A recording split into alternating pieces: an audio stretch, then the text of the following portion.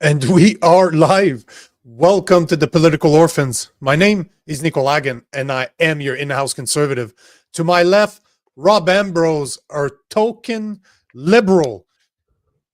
And guess what? We're here to review what's trending in the news.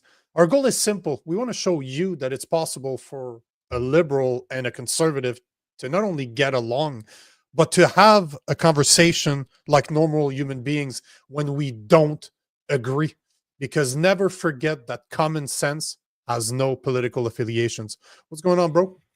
How's it going, brother? Looks like it's going to be another good show today. We've got some comments already. Guys, we're reading misfit. We're reading these before we even go live, and trust me, everything you're saying, we're right on top of. We've actually talked about getting a moderator. Wise guy says here before it's just the show. You need to trust. You need to find a good person that's not going to censor people because. Number one, free speech. Number one, unless you're really being disrespectful and calling other people names, then we have to do something. As in, we can prevent you from harassing people. There's options to prevent that, but I don't want to go down that path. I'm just hoping that it's going to be. What's the term you used yesterday? It's going to self-police itself. Self-police. It's going to self-police itself. Hopefully. It's going to self-police itself. Hopefully that's what. Yeah. A bit redundant. Misfits on the ball. That's right. There isn't. I guarantee every single one of those has like an Archie double digest hidden inside them or something. You're actually opening. You know what? Like, oh, Jughead, you're so wild. It's not. The trick is to buy the cardboard version. They're not even real books. They come in blocks. You can actually buy those.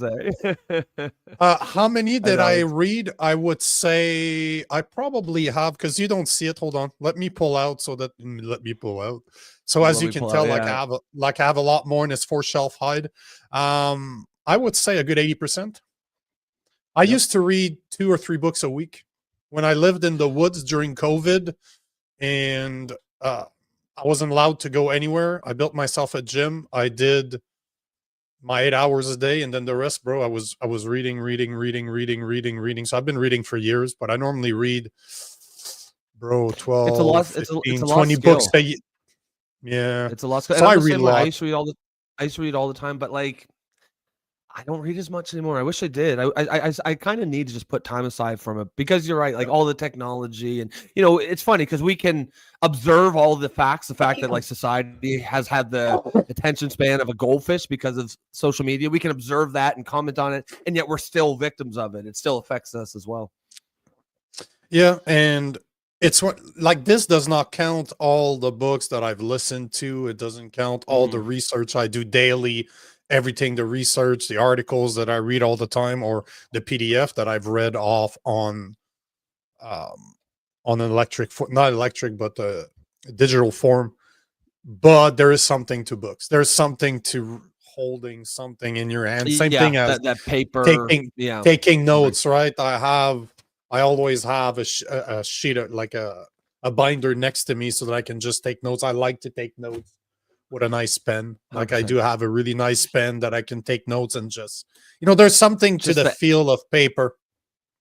I agree. That just the analog world, right? Like just a book in your hand and a pen and taking notes on paper. I think obviously there's a lot of convenience we've gotten with modern technology, but sometimes I don't think we always sit and ask, like, what are we giving up for all this convenience? Never pull. Yeah. Nico needed that himself. I corrected myself, right? Take that advice yourself about 8 months ago. Yeah, 7 months ago, I should have put, I haven't been pulling out in a long time, bro. That was the goal, right? It wasn't. It was not. Exactly, it was wanted. He's definitely planned and wanted. Well, you guys have been trying for a while, eh? Yeah. We've been together for about 4 years, and I've never talked about this on. Did I what? On the air? Did you guys try right away, or did you take some time to just enjoy being married first? And you don't have to talk about it as well. Not to... No. It's just I picture your wife just off camera, like, yeah, Nico. Answer the question, Nico. I'm in the basement right now, and she's literally just above me. So above I've told her that I've said this before. She was not very happy, but it's kind of you know what? Fuck it. I'll just go into it. I'm a Christian, like first and foremost. I've become a Christian over the past few years, and when I got rebaptized in 2023, we weren't married back then. We were trying to get married, but because we were traveling the US, we were in an RV. It was so hard for us to, like, we were going to church wherever we were staying, and we couldn't find a pastor to marry us because we would not be part of their congregation. They didn't want to marry us, which is the dumbest thing I've ever heard. Like, that's weird. It's the dumbest thing. Like, to me, no, but it's an ego thing. I'm like in my head, I'm like, it's not. It's between myself, my wife, and God. You're just playing the role of uniting us. That's it. We don't belong to you either way. When I got rebaptized in 2023, I told my wife we should stop having sex altogether until we got married. It took 1.5 years. And we had been trying for, I would say, 1.5 years prior to that. It wasn't working. Then man, this is not supposed to be a spiritual podcast, but I want to say that I have faith in God, not in men, right? And God told me through prayer that you need to get married, and I got married within 2 weeks of getting married. We got married, we left for Alabama for 6 months. 2 weeks after we left, she finds out she's pregnant. So we had been trying for 1.5 years. I followed what God told me to stop until we got married. And literally the first time we tried, she got pregnant. That was 7 months ago. That's cool. So, that's really cool. Yeah, it's going to make me emotional because we wanted it for so long. Right? So. Yeah, no, it really is a blessing. And I think, I think it'll be a great thing for you too. Wise Guy says the thought police, or not police, and not, we need a moderator, not to police people, but to help you handle the load. And I just wanted to add, trust me, Nico doesn't need any help handling the load, brother. That guy's I was going to say you and Misfit don't agree, right? Misfit's saying never to pull out. He's saying handle the load. I guess. Yeah. Yeah. Oh, that's a good way. You definitely Friday. You belong here. Fit in here with those type of comments. Yeah, Fridays are always a little lighter for sure. It depends on the subject. Just to what you guys were saying, though, talking about before, that is something we're going to keep in mind. Probably at some point, probably sooner rather than later, we will get a moderator. So, if that's something that you guys think you might want to do, anyone out there, any of the listeners, just drop us a line here. Yeah, and we'll definitely going to be looking for something like that. Actually, before, because that's a real question. I'll take Robin's here first before the real comment. She said he had a good loan. Again, you're fitting in great here. You guys definitely fit in. This is the vibe of the show. Or this is the vibe of the show. We talk about serious topics, but we also fuck around a lot and shoot the shit. And it's definitely not your typical podcast. Now into more serious topics or conversations. Elvia Monti says, First Nations, thank you for the land, but you have to support us for better life for everyone. I guess you'll have to clarify a little bit specifically what you mean. Like if you're saying that First Nations would need something, I guess, we're going to get into the topic, but I don't think anyone's saying that Alberta would cancel the treaties. I believe it would just, Alberta would just continue to respect them. Yeah. As far as I got a video that explains it. He's a guy I know. We haven't been able to book a podcast together yet, but he's in Alberta and he's been talking about this forever. And there's lawyers reposting the video that he posted about this yesterday because the guy's really solid. Like, he creates great content. He's just a very fucking knowledgeable guy, but we'll show the video. But I think that what she's saying is that she's thanking First Nations, but at the end of the day, they need to support Alberta in order you're right. For them to have a better life. Yeah. But we'll see. We'll get into it because one thing to keep in mind, the treaty were made with the Crown, not with Alberta. That's right. Yeah, that's right. But again, the video I found I got a few things I want to show because it is a very, very complicated topic, it seems like, or at least it's a very, let's not say complicated. It's a very undiscussed. Works. No, but I think it hasn't been discussed enough. Like, there's not a lot of information out there unless you know where to look, unless you know the specific people that are actually talking about this. There's not a lot of information out there, and that's where we fit in, right? Yeah, and that's actually a good segue, just to remind you guys that, as Nico said, it is kind of under discussed, and it is a complex topic, and that's why, if this is a topic that interests you, best thing you can do is subscribe, like, share, follow this podcast, because that is absolutely, this is we keep saying it, but this is going to be probably the most important story in Canadian politics going forward, but also probably for the near, medium, and long term. And I don't think this is one that you can trust the mainstream media to cover objectively. And so it's, we think it's just our duty as Canadians to sort of try to bring information to this.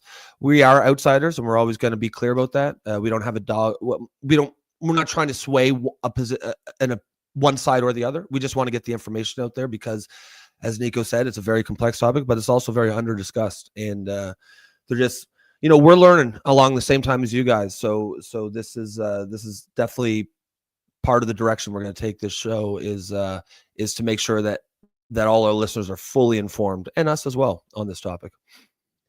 And keep in mind that this is not an Alberta separatist podcast in no way, shape, or form. It's just that. That's good clarification.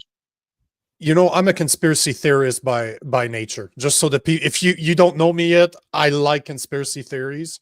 And it's one of those topics that I feel it's not a conspiracy theorist, but it's not going to be covered, or it's going to be covered the same way as other conspiracy theories have been covered. And I think you got a great example of that to show already the bias that it's starting to come out from CBC when it comes to this, because this is a subject that we need to address. It's not going away, and it will reshape the landscape of Canadian politics. So again, it's not a show dedicated to this, but if there's an update to be provided, we will definitely talk about it. We want to make sure you're aware, and because it needs to be discussed. I think we can all agree that this is not a subject that mainstream media is going to cover, at least objectively. They're going to be extremely biased in the way that they and we're going to show that later. And this will be the case for every single subject out there that Rob and I identify as a subject that is not covered by mainstream media. We don't just want to talk to you guys about what's trending. Exactly. This is just an example, but any other subject that comes up that we see as not being covered properly by either on social media, either in the mainstream media, we will cover it. We want to open that conversation to you guys in order for us to talk about it and see where people stand. So it's all about the discussion with you guys, right? So always make sure to like, always make sure to comment. If you're on X, reshare this stream. If you're on X, you might consider coming to our YouTube channel and join the conversation. It's a lot easier to chat on the YouTube channel. So if you guys are on X right now, add the Poiliorphans on YouTube. And, we've started this week just as a way to identify some of our commenters that are ready to become members. We do have membership now. It will give you, I wouldn't say, it will give you priority over all. It allows us to identify your comments. Like, literally, your name changes colors. And we have so many comments. I think we're averaging 300 to 400 to 500 comments now. It's absolutely insane. We're only two guys running this as we're doing the show. So we started a membership on YouTube. The lowest one is just show your support for $2.99 a month. It will actually, it's the price of a coffee. Not even, it's the price of a Tim Horton coffee. It's not even good coffee.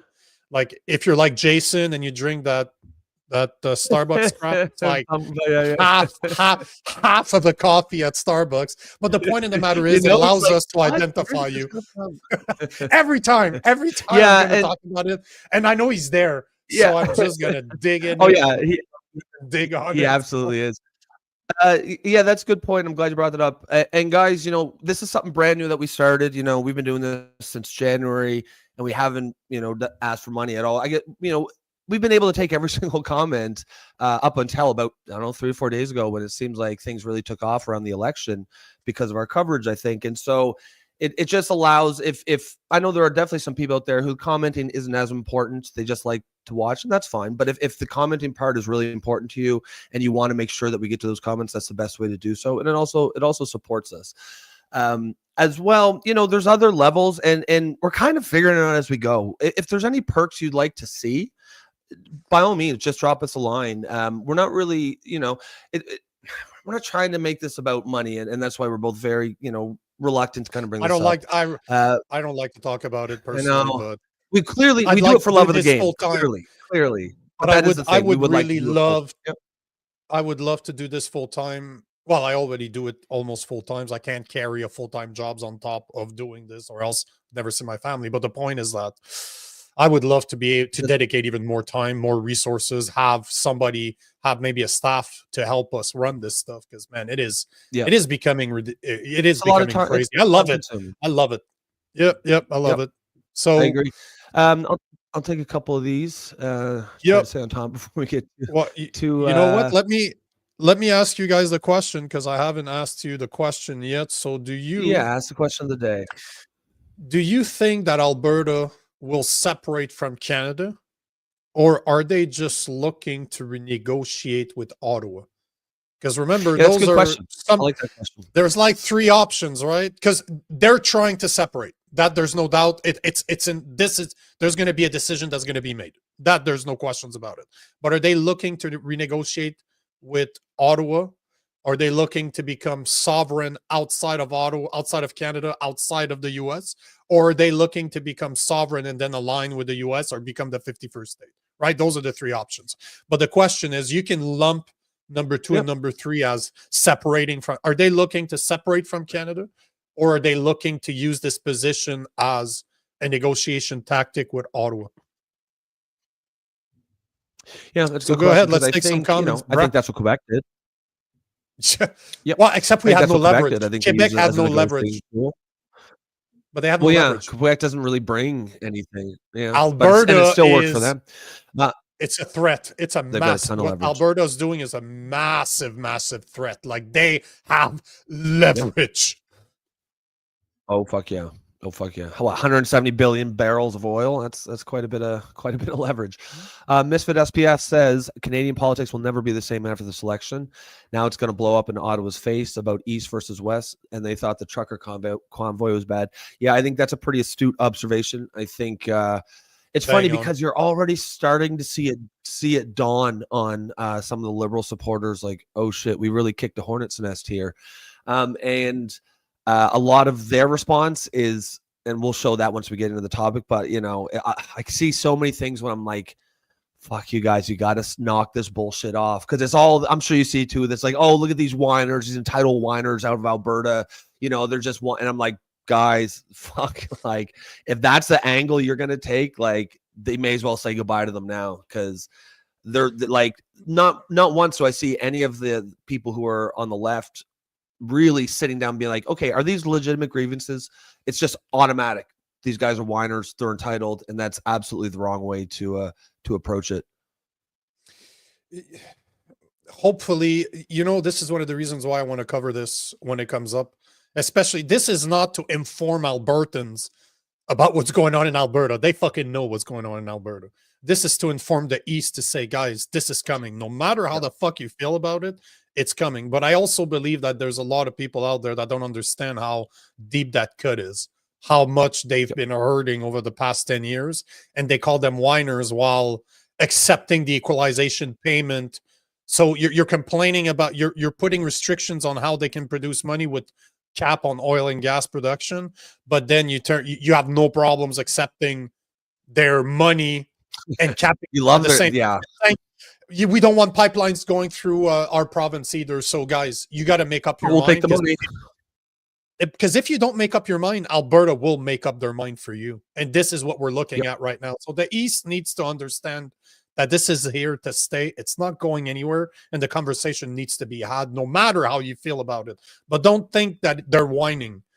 They have a legitimate reason. That's real dangerous. Oh, 100%. Yes. And I'm starting to see some of the guys joining movements in Alberta. And I'm like, this is a freight train that's coming. And you think the convoy was bad? this is going to take a whole fucking different size, because this will reshape Canadian politics and the look of Canada if we're not careful. So Misfit, bang fucking on, brother. Great. Yeah, great comment. Another one from Misfit. He says, I like to question everything. And that's just a reference to you a few minutes ago talking about how you're sort of conspiracy minded. And just in case you guys are, if you haven't been super long-term listeners and you don't kind of know where we stand on those things, I'm not conspiracy minded. So that's the angle I'll usually take for some of these things. However, as I said yesterday, man, the conspiracy theorists have been right about enough things that I'm not. Oh, you got your hat? Yeah, I got to get mine too. I'm not at home right now. I'm just saying that's how much of a conspiracy theorist I am. I'm always ready. I'm ready. She always got that hat. We actually got those hats just so if we were going to talk about any things like the vax stuff or whatever, so YouTube wouldn't cancel us. Just for YouTube purposes, everyone get boosted 9 times, of course. Let's see. Jason says super chats help too, just referring to that. Jason, good morning, brother. How you doing? Robin says she's reading my mind. I was just no, go back to that. She was reading my mind. I was just thinking about that this morning, if we should have a Discord channel. Discord? How does that work? It's super easy. You literally just create same kind of thing. It's kind of a big chat room, but it allows you to do a lot of things. So either we could create a Discord channel, we could create a WhatsApp channel, we could create a Telegram channel. It really, Robin, you really deserve to be here, because this is that's a great idea. Actually, it's just a place where people can actually throw some articles, throw some topics. So if you guys have something you want us to comment on, just throw it in the Discord channel. But they could continue the conversations without being just on the YouTube channel. So when the show's running, people come to the YouTube channel to have to have the conversation about what we're talking about. But then after hours, when we're not live, people can be on the Discord channel. We can share a bunch of stuff that's exclusive to the Discord channel as well. So exclusive content, because there's a lot of shit I can't share on Instagram, I can't share on YouTube, because I've got banned so many times from too many of my accounts have been banned. I know what I can and cannot say on social media. So Discord could be the perfect place to have those behind the scenes stuff that we can't share on here. Like like some of those soup stories.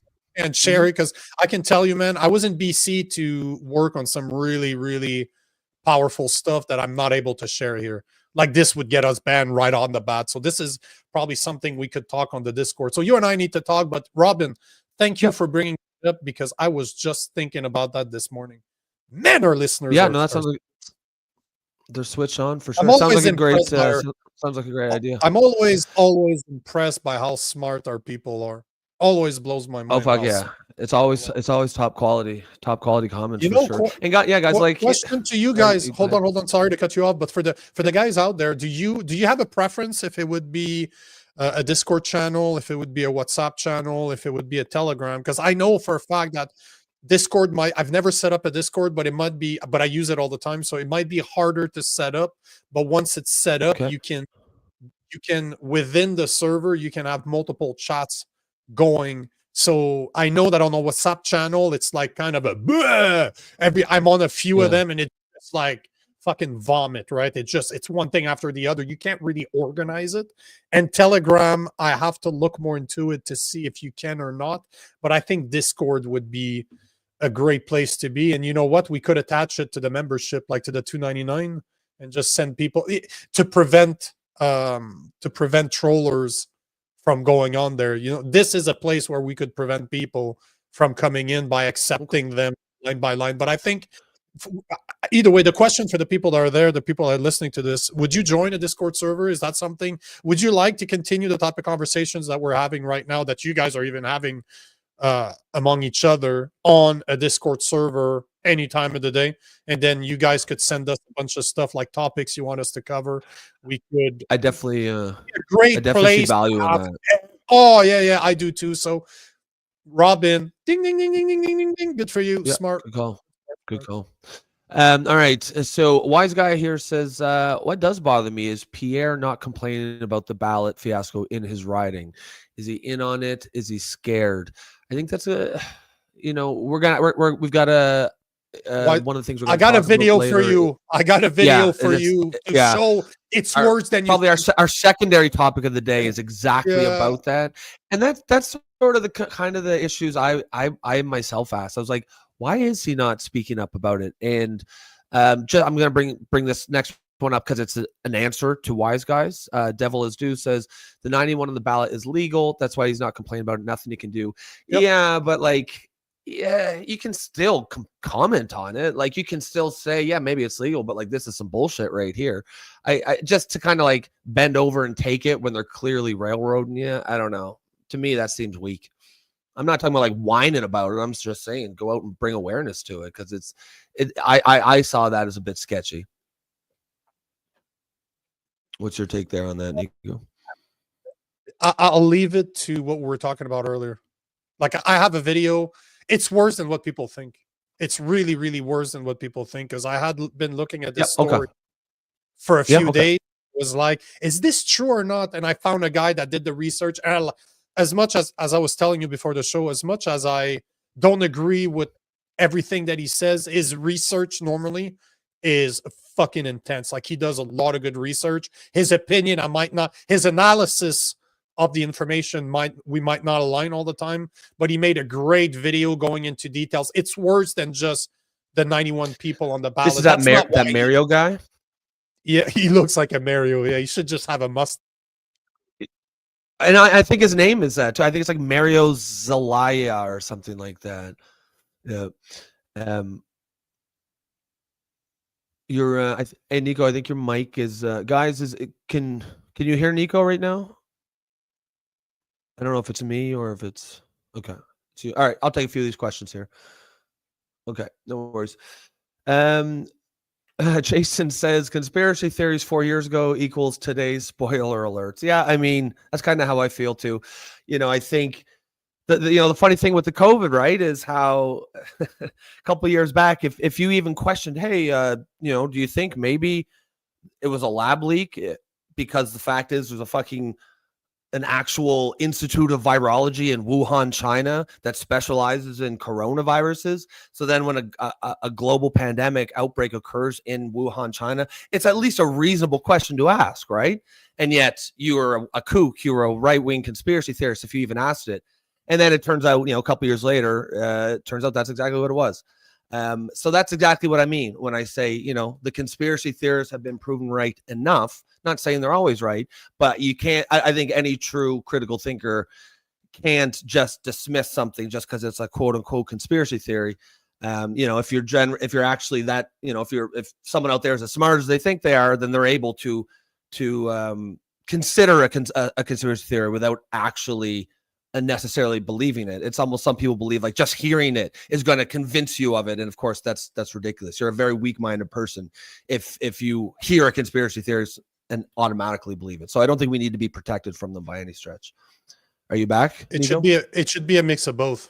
It should always be. You should, to me, I look the news on the left, on the right, in the middle. I listen to conspiracy theorists. I look at everything, but this is just my baseline. This is where I start, and then I start doing research from there. Once you know everything, you can kind of look at form your own opinion based on your research, but you know where to start.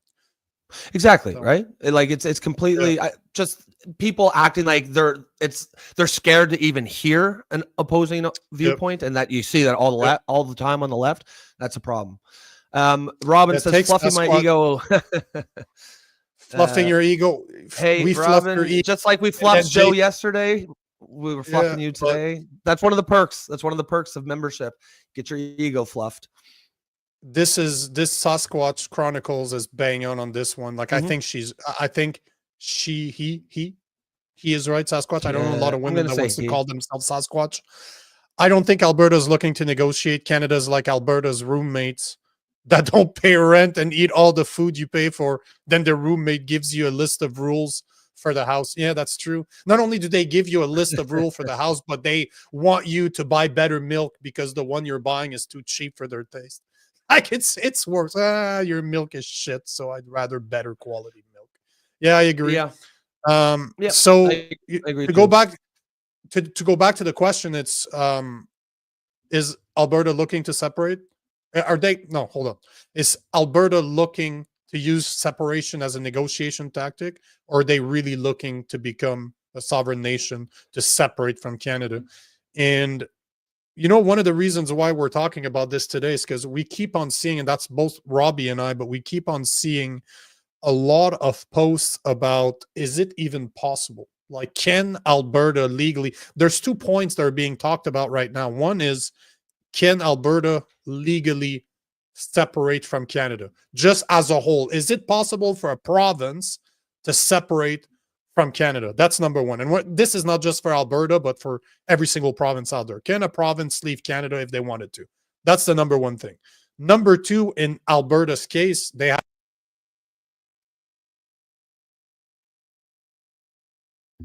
Yeah, I'm really having problems with my mic. Yeah, for some no, reason. sorry. You're back on now. Yeah, you're back on now. Yeah. But So yeah, I must have something hugging my microphone on another app that I'm running. I'm running too much shit on my laptop. well, right now it's all right. If it, if it keeps, let me know. Yeah, if it keeps going, we'll let you know if it keeps going. With that, then, do you want to throw that video on? Because I think that's probably a good place to start. Because as we're both going to tell you repeatedly, we are not experts in this topic. Yeah, it's a good segue. We're not experts in this topic, and a lot of the things we're going to show you, we're learning it just as the same time as we are. So we're going to let the experts talk, and or at least present it to you, and you guys can make up your own mind based on that. So like I was saying, the first step is to know, can Alberta separate? Can any province in Canada separate? That's number one. Then can the First Nations block, in Alberta's case, can the First Nation block Alberta from separating? So I got 2 videos. I got an article I want to share, like a letter that was released by one of the First Nations leaders yesterday, one of the first leaders, one of the First Nations chiefs, sorry. But let's start with, can a province in Canada separate or not? Let's start there. Supreme Court of Canada was asked to look at, is there a constitutional pathway for a province to leave Canada and become its own independent sovereign nation or join another nation? And the Supreme Court of Canada said yes. And they said what's required is a clear referendum, a referendum with a clear question, with a clear majority. And if a clear majority of the citizens vote in a referendum, a legally sanctioned referendum, to leave Canada and become their own sovereign, then it places each other province and First Nations, Aboriginal groups, and the federal government under a positive legal duty to enter into negotiations for the terms of that separation. So it is legal. It is possible. It is, the Supreme Court has ruled on this. Yep. It is possible. So this is the first step, right? Because I think that everyone kind of, like Quebec certainly, went through their own separation sort of process. So I think most people would agree that it is legal, or at least to start the process of referendum. And the next question that you asked, I think, is the more complex. But before you continue, that's not. But before you continue, it's not quite correct, because I see a lot of posts of people saying that they cannot.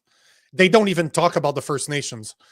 Just on the first topic, there's a lot of people out there, a lot of liberals thinking that it is not legal for a province to separate. And in a different video, the same guy I just showed, which I totally forgot to write up his name. He's a lawyer. I'm going to find it as we're going right now.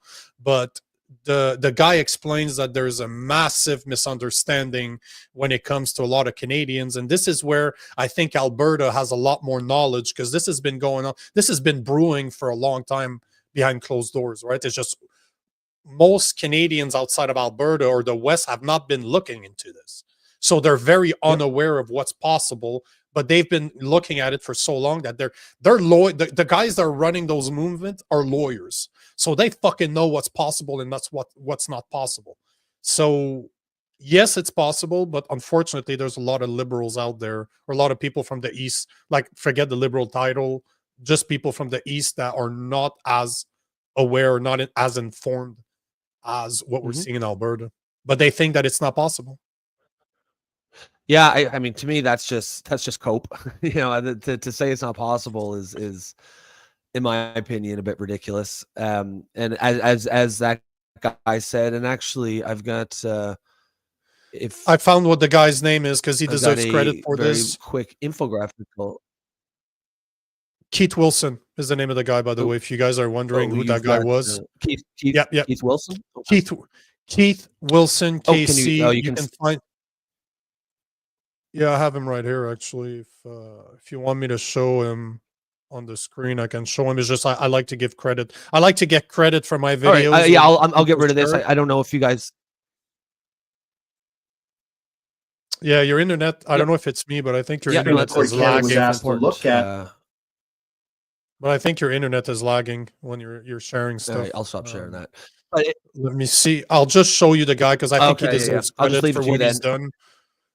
But see, this is the guy we're talking about here. So I'll just scroll in so you guys can see. But this is the guy we're talking about. And he's literally a lawyer, property rights and constitutional law from Alberta. So this is... So he's an expert by any stretch. He's an expert. This is why I chose his videos, because he obviously knows what he's talking about, because that's what he does for a living. So, but really good content. And you'll see the next video was posted. He reposted a video of a guy.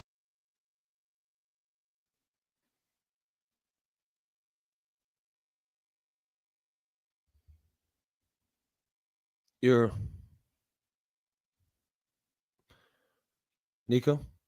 Yeah, I can't hear you.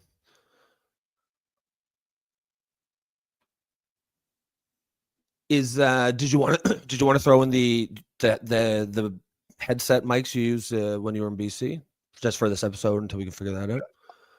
I can't. I'm way too far from my laptop to be able to run. But can you hear me now? I don't know what the fuck the problem is. I got you now. I got you now. Yeah. Okay. So annoying. I don't know what the fuck. Nothing like having a super expensive microphone, but I'm probably running too much crap on the back end of my laptop. Well, so to address the second question. So first question, is it possible for a province to separate? Yes, it is. Yeah, Robin, it's not just a loose wire. I'm a tech guy. I grew up on this stuff, so that's the first thing I check. I even plugged in my laptop instead of going through my amp to make sure that wasn't the problem. Either way, I'll figure it out afterwards. Hopefully it stops. Yeah. But I'll just say that first problem. Yeah, but I want to show the... You know what? Yeah, go for it. Is there a second... Okay, we'll take a few of these and then we'll get to the second question, because I think that's going to be a little more complex and probably because there's only a couple 100%. Here. So Wise Guy says, of course, I can separate Nico. They've already planned it out. And as the videos just showed, I think that was more of a rhetorical question there. But as the video showed, they absolutely they can. Robin says, the East has been living in a red bubble, and I think that's very astute observation. And even as someone who's aware of that in the East, I'm so part of it. Me and Nico, one thing we kept saying on election night, talking to Jason Levine, was, man, like, we knew it was bad, but you really have no idea how deep the frustration runs. And that's a big reason why I think we think it's really important to cover this issue so thoroughly, of course, to inform people who already know about it and want to know more, but also to get people who have no idea what's going on and get them informed. What you don't want to have is half the country, the first time they hear about it is when it's already too late. And there's some people who say it's already too late. But it's a topic that just for obvious reasons, mainstream media does not want to cover. And it's really been undercovered. And I think a lot of people just don't have any clue about it. And that's a big part of why we're going to cover it so deeply. Coffee and Chocolate Game says, the numbered treaties and unceded lands are the issue, eh? I mean, we're going to get more into the First Nations aspect of it here in a few minutes. Desmond says, really appreciate this conversation. I'm in North Idaho, following closely. Great to have you, Desmond. Appreciate you watching, and hopefully you stick around. You know what I think it is? The only fucking time I've had problems with my microphone is when I was streaming to TikTok. Fuck you, TikTok. I just canceled the stream. Do you think that's what it is? Did you? Okay. It's the only time I ever have problems with. As we're doing this right now, I'm like, even now, it's I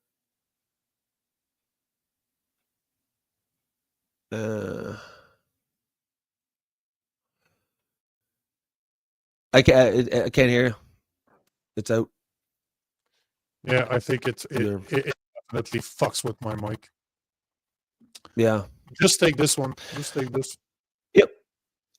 This one here, the numbered treaties and unceded lands is the issues. We're going to get into that with Nico's got a video here. We've got one of the experts who's going to talk about specifically what the issues are. Joe Stradamus says the U.S. used to be British colonies, and before that, First Nations land. Eventually, when ballots fail, other means become viable. Yeah, I mean, I feel like at the end of the day, self-determination is that's got to be the underlying principle. And no one's saying First Nations should not have a say. Of course they should. They should have just as much say as everyone else. I don't think that a very small band of any group that comprises less than, I don't know, a very small minority should ever be able to get to dictate to the majority what happens on that land. That's just an anti-democratic principle, just because their ancestors were here first. I don't agree with that. And I think that's the whole point. That is the exact, what you're saying there is the whole point of the argument is, should they have more power? Because this seems to be the conversation. Should they have more power because they were there first? So this is the thing. Like, yes, you have treaties, but the treaties is with the Crown, not with Alberta. That doesn't mean that Alberta wouldn't respect those treaties. If Alberta separates, and I think they would, telling you that they would kick you off and just say like this. That's not what they're saying. And the video I wanted to talk about is exactly that. But before I do show that video, I wanted to just show just a post that was made by. Hold on here. Let me find the picture, because it's a picture post from something I found on Facebook from one of the tribes leader from the Piikani Nation. So obviously I'm bastardizing. Yeah, this is the big one that's making the round. That's who's on the thumbnail. If you're wondering who's with Daniel Smith on the thumbnail, it is the guy that wrote, it is the chief that wrote this. But basically, if you look at what he says here, he's saying that there is, at this point, First Nation representing treaties 6, 7, and 8 must remind Albertans that their leaders, that the aforementioned treaties predate Alberta. So they're basically trying to make it sound like because of the treaties that they have in place, Alberta cannot separate. So technically, they have a say as First Nation. You cut out again. Yeah, I can't hear you. But just going back to what you're saying, yeah, the Piikanani, and again, I'm sure I'm saying that wrong. I'm looking this up on the Wikipedia. They have 3,638 members. Now, I don't really, yeah, of course, First Nations should have a say, but I fundamentally do not believe that any group that only has 3,600 members should be allowed to dictate what happens to a province of 5 million because their ancestors were here first. That's just I just simply flat out do not agree with that assertion. No one's saying that we should not factor in First Nations concerns. Of course we should. Frankly, the fact of the matter is, I think it's entirely likely that those deals will get, First Nations in Alberta will get probably a far better deal than they do currently within Canada. Of course, Alberta will respect the existing treaties, and they would likely sweeten them. They'll likely make it even better because they're going to want the support of the First Nations. They don't want, the separatist movement is not going to want to deal with a bunch of legal issues from First Nations, then just the optics of what that could mean. I absolutely believe that they will probably make it a much better deal for any First Nations than they exist here. Jason says the Illuminati doesn't want people to hear the truth. That's what it is, brother. It's that conspiracy theory. They're fucking with Nico's mic. Desmond says respect to my Canadian brothers and sisters. Appreciate you, brother. Robin, Wise Guy says, how would you guys feel about scrolling all members' comments throughout the show? Do you mean along the bottom? That would be kind of cool. And again, guys, like we're learning this as we go. You know, we literally just started the members like 2 or 3 days ago. The show itself has only been going since January. So, you know, we're open to anything. Both Nico and I think that's one of our strong suits is we're not hard-headed about any of this. All we want is the show to work. And, you know, we're so any ideas that you want to throw out there, by all means, throw them out there. And if they're good, we'll go with them. Joe says, Rob, tell that to the inheritance class. Are you talking about when I said, you know, it doesn't matter what your ancestors? Well, to be clear, I didn't say it doesn't matter. I just said, you know, the fact that your ancestors were here before us doesn't mean that a band of 3,000 people should get to dictate what happens to a province of 5 million. And I would say that to the inheritance class. I generally don't agree that shit matters. I don't really think that what happened 400 years ago is more relevant than what's happening here today.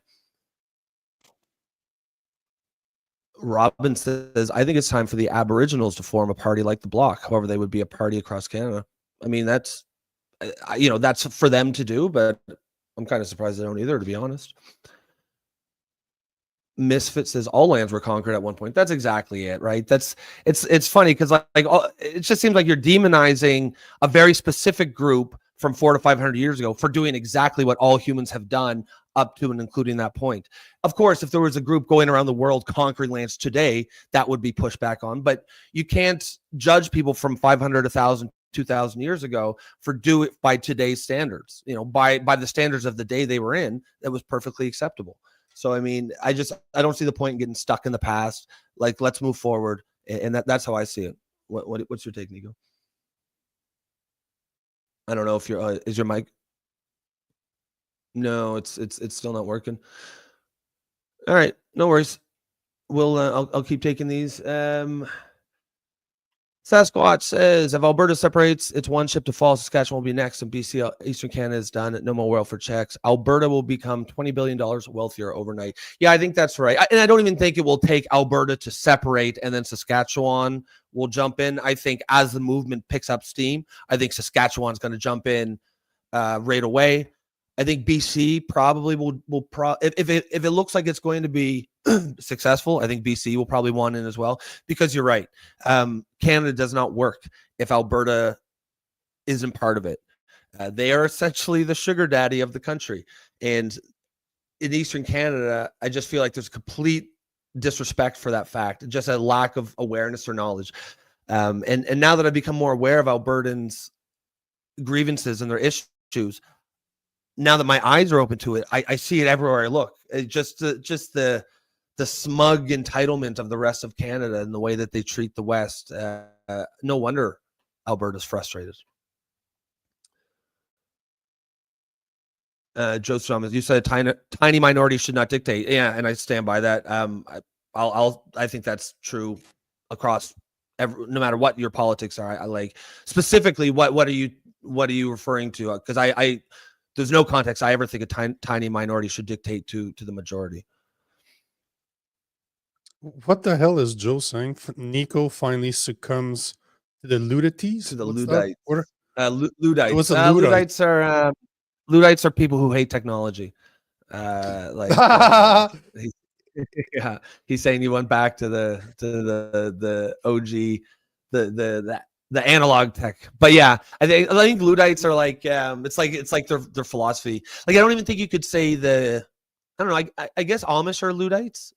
I suppose just because of the rejection of modernity and technology. I don't know. I've connected a different way, so hopefully that fixes it. If not, I'm gonna go back to the analog way. That sounds much better. The analog right now, that's what it's all about.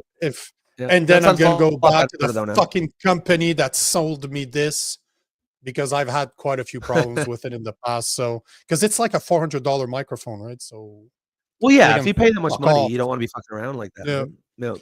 No, and now that I'm back in Canada, the company's right here, and I know the manager because I've had problems with something else before. So you gotta go pull a Karen. I'd like to speak to the manager, please. That's what happens when you're my size too. It's not a Karen. I don't scream at people. I just, bro, You're going to change this, okay? Yeah. Yes, sir. It's fine. It is fine. It is fine. But so hold on. Before we continue taking those, because we covered the first point, which can a province separate? It's a yes. It's plain and simple. Now, as much as the First Nations are saying that they can't because they're there, this is the point that is being discussed a lot right now.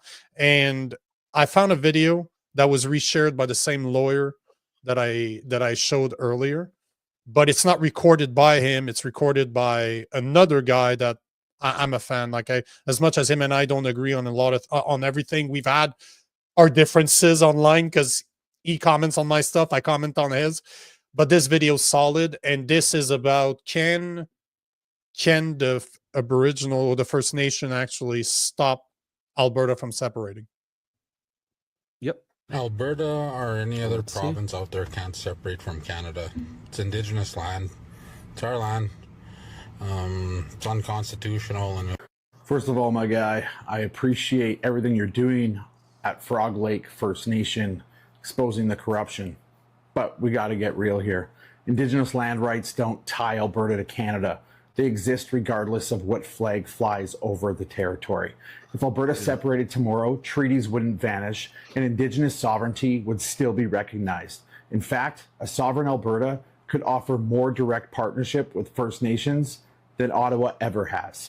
Let's not pretend the federal government has been some shining example of Indigenous respect.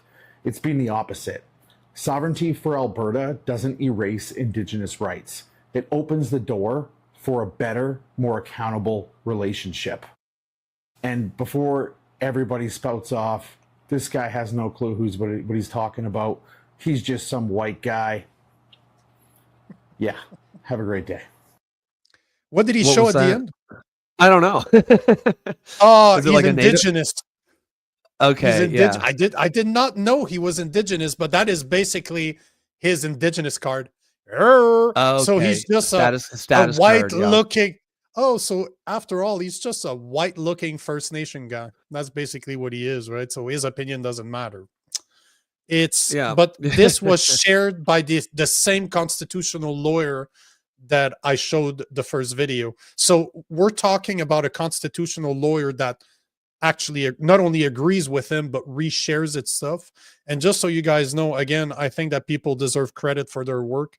I will share who this guy is so you can find him if you do want to follow him. His name is Berta Proud Dad, as in Alberta Proud Dad. I've been following him for a couple of years. Super nice guy. He really knows his stuff. But yeah, that's the guy. So you can find him everywhere. You're able to find him on X. He's on Instagram too. He makes great content. Well, what he said, certainly, again, we're not experts, but what he said certainly had the ring of truth. It sounded like it was right. It doesn't really matter, I don't believe, legally. It's sort of like if you own a home or a building that has a tenant in there and you have a lease, you can sell that home or that tenant, that building, and it doesn't terminate the lease. The lease goes to the new owner. Now, the new owner is responsible for that lease. It's the same kind of thing. So if the Alberta flag flies over Alberta lands instead of the Canadian flag, that doesn't really change the treaties underneath it. And frankly, I think, like he said, I do believe that Indigenous people within Alberta will probably get a better deal because again, Alberta's going to want to make this more palatable. They're not going to want to deal with a lot of legal challenges on that end, because the actual question of referendum itself will be a massive legal and political undertaking. So they're going to probably just try to make it as sweet as possible for the Indigenous people within Alberta. And as I was watching, it struck me as kind of funny, like, how you will often hear, and certainly not from everyone, but there's a lot of Indigenous people who will complain about how terrible Canada is. It's a genocidal colonizer state. And I'm like, well, if that's the case, wouldn't you be ecstatic? Wouldn't you be leading the charge against to get out? So it's just not saying anything. Not saying that they're acting in good faith when they say those things. I'm just saying, interesting. Very interesting. I saw that a lot in some of the posts this morning. Just, guys, you've been complaining about the federal government for years. now that you could have a different outcome, probably a better one, because Albertans now will they're care fighting about for you Canada directly. Now you want to stay under Canadian? Like, which one is it? Do you like them? Do you not Yeah. like them? Personally, if you look at it, normally a smaller province would do a better job, like a province would do a better job at caring for its people than a large government having to deal with multiple provinces, right? It's like, if you look at a schooling, you put your kid in school in a 30 people's class. Do you think that the teacher can take as much care of your child as you could if you kept it at home and you dedicate? So this is the thing. This is the thing, right? To me, Alberta would do a better job at managing First Nations. Well, and now they've got 20 billion. Yeah. Oh, yeah. And they've got 20 billion less a year that they're not sending to Canada. Yep. You know, there's a lot of things they can do with that money, and I'm sure taking care of the Indigenous people within Alberta will be at the top of that list, just because they're not going to want to deal with it. They're not going to want another fight on their hands. The separatist fight itself is going to have their hands full. Yeah, see, that's what I thought. Robin's saying that it was his Métis card, and he used to have a big beard or a big mustache. So the picture, I recognize the picture that was on there, but because he shaved everything off. But he's a good dude. Like Robin is following him now. He's a good dude. Like as much as I don't agree with him on everything he says, obviously, he's just a well-researched. He knows what he's talking about. Like he's a solid guy. He loves Alberta. Sounds like it. Like I've been following him for years, and he always talked about Alberta rights. Like he is solid. He's very solid. I like him. Sounds like it. This is excellent. Some information from Therese. That's great. She says, yeah, just for info, there's going to be a rally for Albertan independence taking place May 3rd at the Edmonton Legislature. The turnout will show how serious Alberta is. I think you're right. I think that'll be a very, very interesting litmus test to see just sort of what some of the grassroots energy behind this movement really is. The media is not going to be able to continue ignoring it if you get some real turnout at those kind of rallies. And it's during the election, did election size matter? I think they do. They do represent something. If you have thousands and thousands of people showing up to those things, that means that there's probably 10,000 of them or 100,000 of them in the back end that if they could afford to go there or if they were capable of going, they would go through it, right? It represents something at some level. Oh, of course, but it's gonna. You'll see. That's just gonna be the first one. It's just going to be the first really rally that they're doing, but there's so many different organizations right now that are talking about separatism from the Alberta's perspective, that they've been talking about it for a while. Imagine when they start pulling together, when they start associating together and bringing all those people to, it's going to be big, man. It's going to be fucking massive. I agree. 100%. Coffee and Chocolate Game says this fascinating conversation, but I got to run for a meeting. Subscribe to your YouTube. Look forward to appreciate you coming by, Coffee. Have a great meeting, and hopefully we see you again. Sasquatch Chronicles. Expect games from Kearney. Yep. Watch him try putting Canadians in jails for wanting to separate like the trucker convoy. China can't lose your West Coast. Kearney won't like the U.S. response. Yeah, I mean, it certainly puts Kearney in a bind, and he's going to try his best to get out of it. I don't know. Honestly, it's such a fascinating story. There's so many angles to it. You're right. There's an American angle to it. There's even a Chinese angle to it. So, that's one of the reasons why we're going to stay on top of this so well. Robin says Alberta isn't alone. Other provinces will follow. Yeah, Saskatchewan, it will probably be there pretty much from the get-go. And I think BC, if they sense the winds of change are blowing that way, will probably want to be on board. To go back to this one, this is, I agree with you. I don't know that it's going to be enough, though. I think this is one of those movements that is going to be more powerful than the Freedom Trucker, because this is not something that's going to take place in Ottawa. So Ottawa will not get to stop it by arresting people and freezing their bank accounts. This is going to take place through Alberta. They don't need to convince the rest of Canada to go along. This is the difference. They only need to deal with their own people. So Ottawa per se will not see it. Like, it's not, the people are not going to show up in Ottawa to complain because they don't need to. They have the right to separate. All they have to do is to convince their own people. So this is going to stay within the barrier of Alberta. Good fucking luck trying to get involved in there. This is not going to go well if you start to get involved, and people can't block it. This is the thing. No matter how we feel about it, this is coming, and it's going to come in hard. Now, is Carney going to try to play games? Yeah, probably.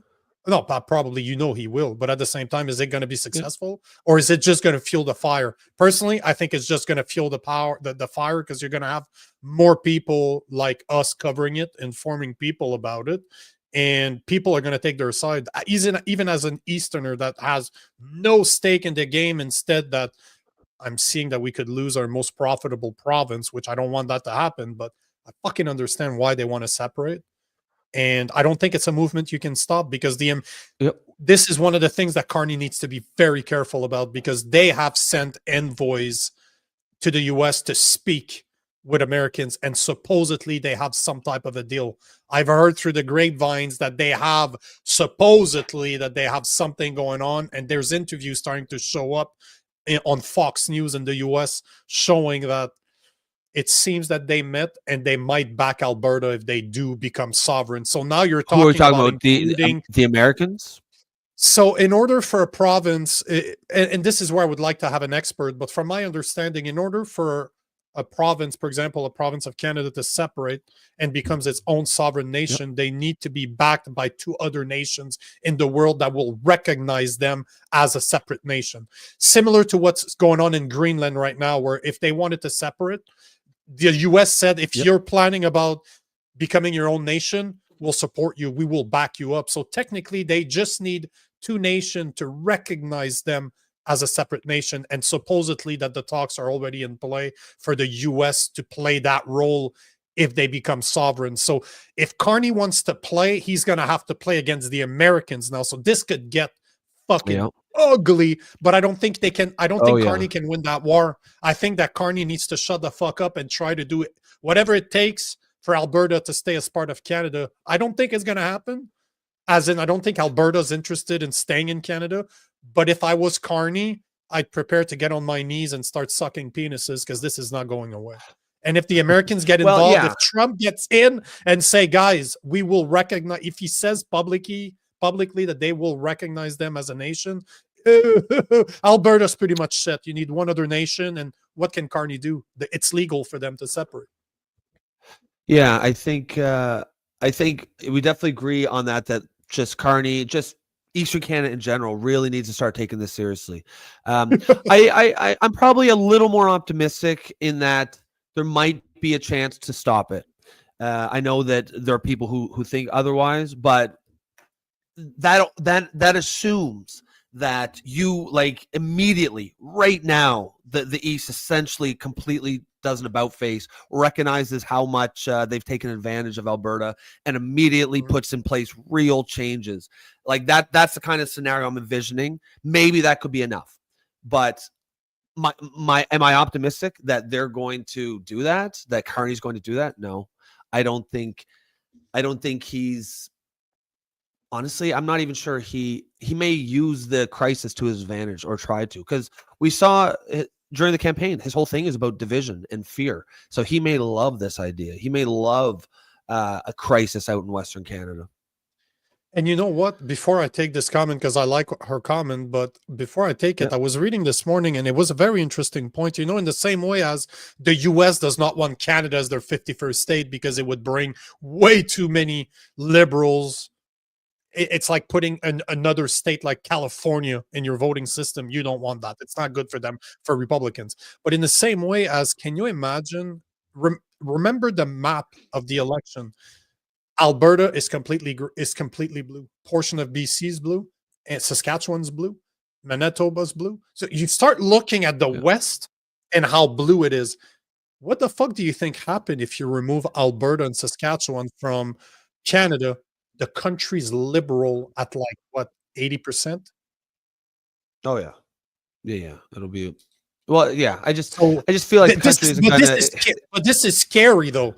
If you remove Alberta, just Alberta, like forget Saskatchewan, forget forget BC, remove Alberta from Canada.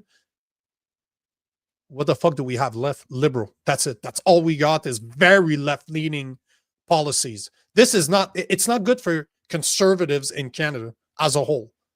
If Alberta leaves, it's not just a monetary problem.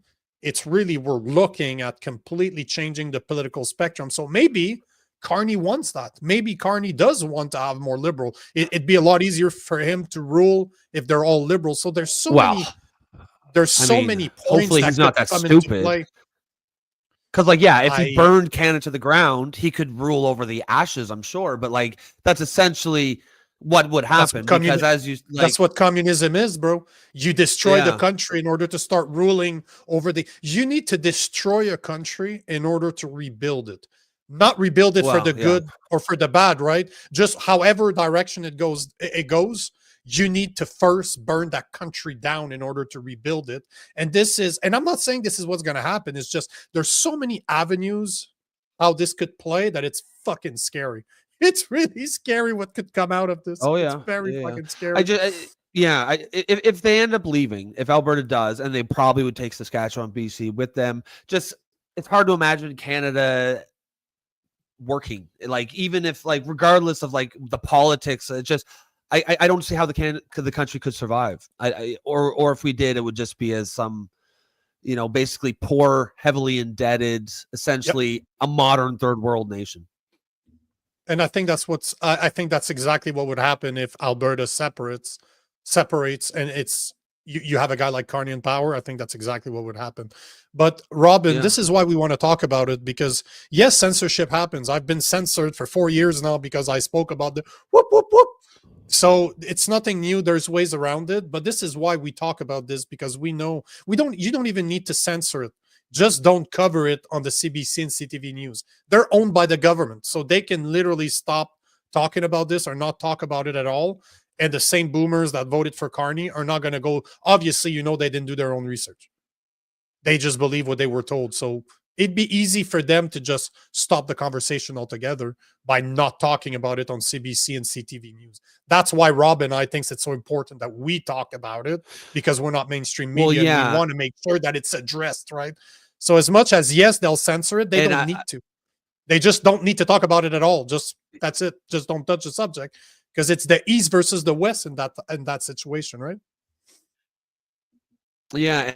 And this, just since we're on that topic, here's an example of what we're talking about. So look at the way CTV News covers this, right? They will talk about it, but, suggest that she's stoking separatism talk. All she literally did is signal that she's willing to give the people of Alberta a voice. That's literally it. She's not stoking separatism talk. That separatism talk is already there. She is just saying, I think that Albertans should be able to decide their future, and who can disagree with that? So that's an example of the way that the media is going to cover it when they talk about it, which probably won't be that often. So this is why, independent media like us and any other podcasts who, value this topic and want to talk about it, that's where you're going to get your information from. That's where you're going to get the facts from. And guys, if you like these type of conversation, if you want to talk about what the mainstream media is not talking about, make sure to like, make sure to comment, make sure to share this stream. If you're on X, make sure to reshare this stream. This helps a lot to reach new people. If on YouTube, make sure to like, make sure to comment, make sure to subscribe. And guys, if you want to buy us a coffee, there is a subscription model on YouTube at the Poly Orphans. You don't need to, but we would much appreciate it.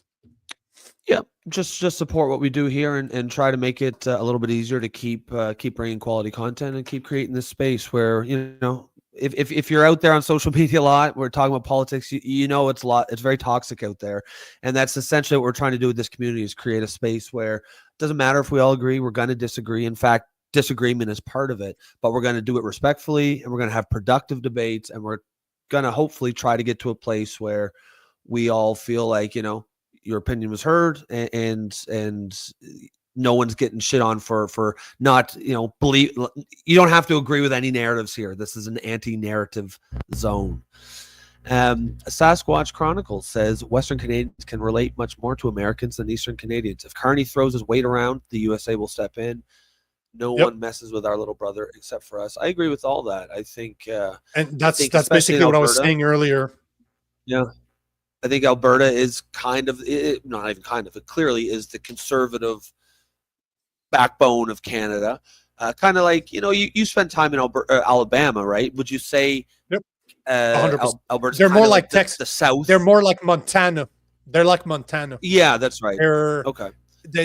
This is why it wouldn't surprise me, because if I'm not mistaken, I'm going to pull up a map before I talk out of my ass here, but I'm pretty sure that their Alberta connects with Montana. Your microphone is like your headphone is interfering with your mic, man. I got that. Yeah, my wires are crossed. Oh, it should be better. I wasn't talking about your brain. I was talking about your microphone, bro, but I agree. Well, they both are. Both the wires. Yeah. Just give me a second, because I'm pretty sure it's either BC or I just need to find a good map. Is it so annoying? Just I don't care about Amazon. I want to see a map. There we go. This should be While you're doing that, I'll just take this one question here. Misfit FPS says, what if this is the start of a North American Union? Alberta will get support right away from the U.S. based on their interest in oil. Yeah, I mean, one thing about America is their geopolitics are heavily centered around oil and oil production, and they absolutely will step in and support Alberta. All Alberta has to do is say, we want to be independent, and America will definitely say, like, oh, we got to respect the self-determination rights of the Albertans. And, there are definitely many places in the world where America does not respect determination rights. However, when it's in their interest, when it benefits them, they absolutely will. And I believe in this case, they will absolutely come down on the side of Alberta. And once they do that, especially if America says, like, we got your back, then the rest of Canada can't do anything. I don't ever see a military conflict coming out of this, but no, they won't need to. Yeah. But certainly just the backing of the U.S. Corner, the fact that they need two sovereign nations to endorse them as sovereign nation, just having a country like the U.S., it won't be hard to find another country to come out and just say, yep, we support you. So, and I was right, it connects with Montana. So Alberta and Saskatchewan connect to Montana to the south. So it's one of those things that they're very much aligned. Like, they're very cowboyish, much more so Alberta. Than Eastern Canada. Yeah. Oh fuck no, we don't have the same. Like, I spent time in Alberta. I was in BC now. They are more ranchy. Like, ranch. They their horses. Yep. Where we were in where I was in Kelowna, they actually had shit, like horse shit on the street. So this is the type of, but Alberta's culturally, even worse. Culturally, it's even worse, better. I'm not saying worse or better. It's just you have a lot more cowboys in Alberta, similar to Montana. That's why I think they're very similar. Same type of weather, same type of looks. Like, they have a lot of mountains, and there's a lot of cowboys there. Yeah. So I think Montana, I don't know that there's much difference between a lot of Albertans and outside of obviously Edmonton and Montana. I think they're probably very fucking close in the way that they live. Yeah. So that, there's a natural alignment there, perhaps. North Montana is what I heard this morning, is that they could become North Montana. I think they'd want to stick with Alberta, but yeah, that's funny. Yeah, but I thought it was funny. You could become the equivalent of it, North Montana. Alberta is Canada's lifeline. What if the whole 51st state talk was just the merger of Alberta into the U.S.? Of course, it would be a state, and Canada will crumble. Yeah, we've talked about that a lot. I mean, I think even if let's assume that take what Trump said at face value, and he's serious about Canada's 51st state. I think, for me, I think he probably only actually wants Alberta. And even if he was serious about Canada, he was only willing to take the rest of Canada as the price for Alberta. If he could get just Alberta without the burden of the rest of Canada, and all those liberals, I think he would absolutely jump at the chance. For all you know, the whole point from the get-go is the 51st state was to put that conversation forward. Yeah.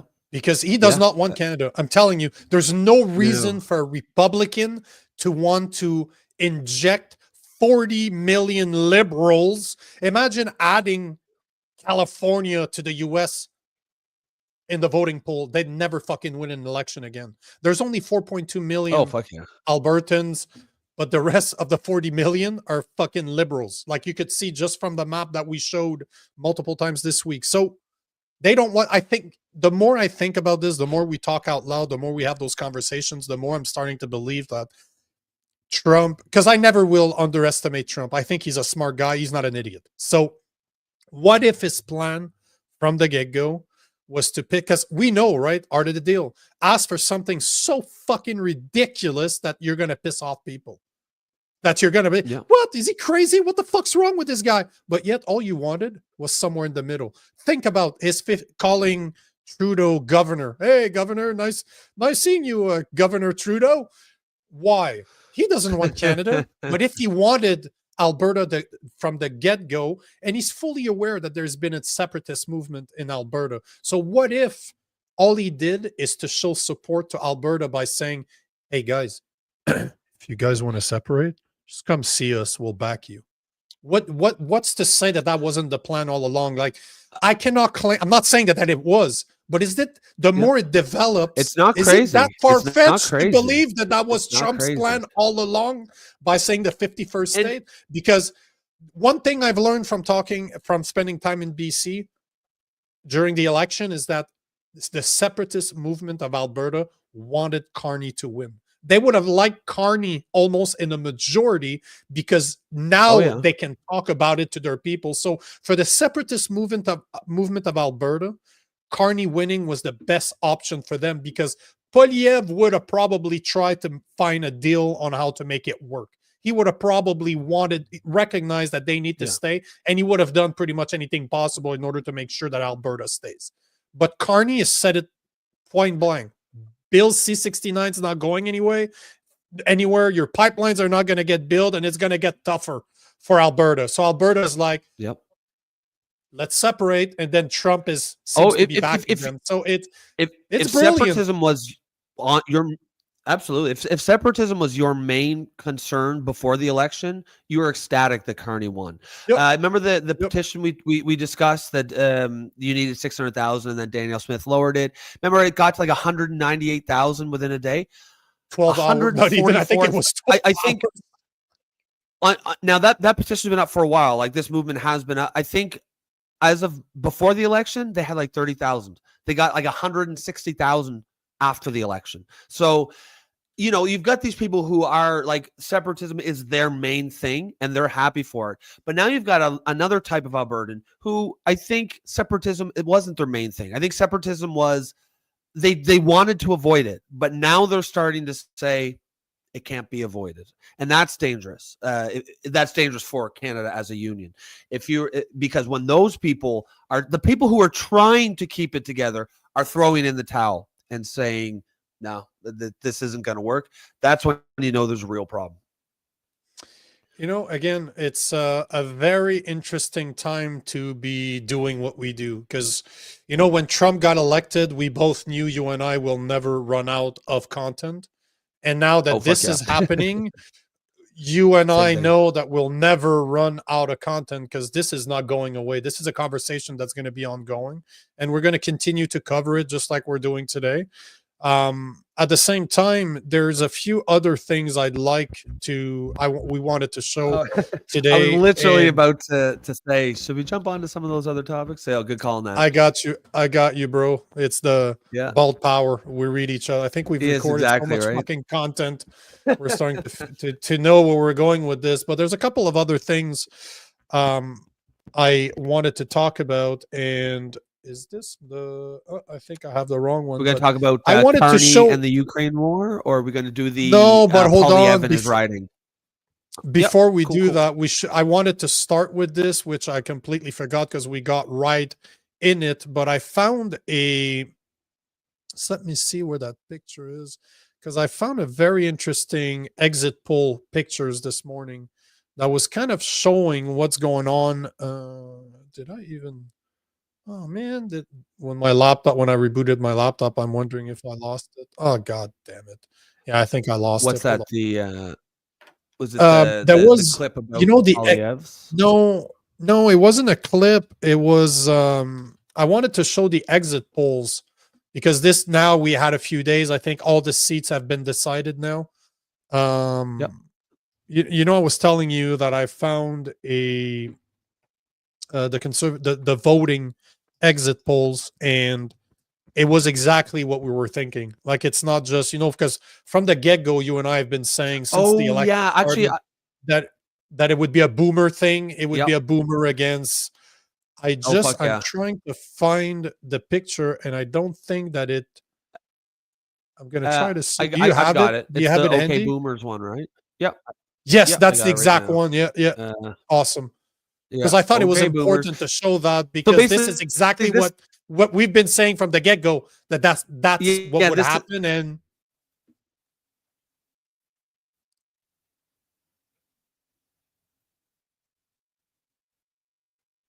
there we go. yeah, that's Can exactly you what yeah, that's so basically this exactly the one. shows yeah. So this shows basically it's statistical data of what we've been talking about for a while, which is this generational divide in the election. And we've really beaten this topic to death, I think, over the last couple weeks. But that's because it's important, right? This is why the election turned out the way that it did. In case you're not sure, on the left we've got the 18 to 34-year-old bracket, who you can see as 41% conservative to 32% liberal. In the middle, we've got 35 to 54-year-old, which is 46 conservative, 39 liberal. And then the 55 plus, we have hard liberal, 52% to 34. And, you know, it's in democracy, everyone's got to vote. And everyone's vote is just as equal as everyone else. You can't tell any group that they can't vote, but it doesn't sit right, does it? When, like, you've got everyone below 55 wanting one thing, and the people who might not be here 20 years from now, or probably won't be here 20 years from now, are the ones deciding. They're saying, no, you guys are wrong. And again, it's like the boomers are voting for a system that works for them. You know, a lot of them were able to buy homes at a reasonable price on a regular ass middle class salary. People like, teachers, electricians, plumbers, contractors, able to buy a home for $150K 30 years ago. And now that home is worth $1.2 million. And for them, the system works great. You know, they had the Canadian dream. That was what was promised them. What they don't understand, or are choosing not to understand, is that dream doesn't exist anymore. It's a system that doesn't work. And the young people recognize this and are trying to vote for change. And the older people who had this system work said, nope, we're going to stick with what got us here. And I don't know, it doesn't sit right. You know, Carney's already talked about the home equity tax, so they have a very hard awakening. I hope honestly, I hope he does. I hope he does. You'll see, yeah. Not only that, but you'll see that Trump getting involved, because I can feel that Trump's going to get involved in the Alberta separatist movement. And if you think that they have the left, I think so too. And the Carney supporters have TDS, imagine when he starts backing Albertans to separate from Canada. They're going to lose their so on one side, they're going to lose their biggest contributor, and they're going to start getting taxed on their home equity. There's a very hard fucking awakening coming for the boomers. They don't understand what's coming, but goddamn, they fucked up, and they're going to pay the fucking price for their mistake. I think we're pretty heavily taxed, and I would be against almost any new tax, but that one tax, I wouldn't like it. I don't think we should be taxed any more than we are. But that one where there'd be a certain amount of poetic justice to it, I think, if they did enact that one.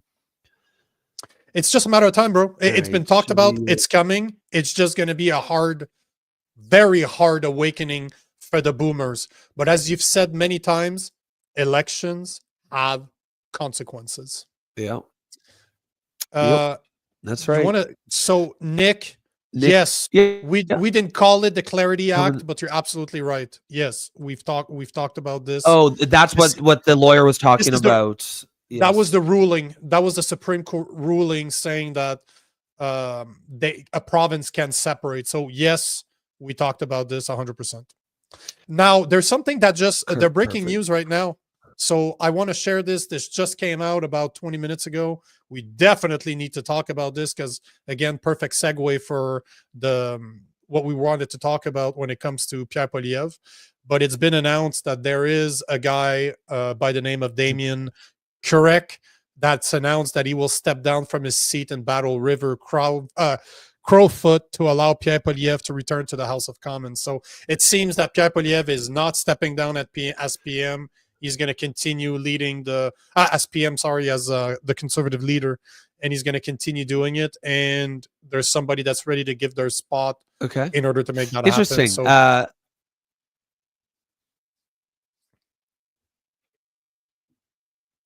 So, definitely it's relevant, especially to what we're about to talk about. Oh, it's got a video. Perfect segue. No, there's no video for that. There's just a picture. So... Okay.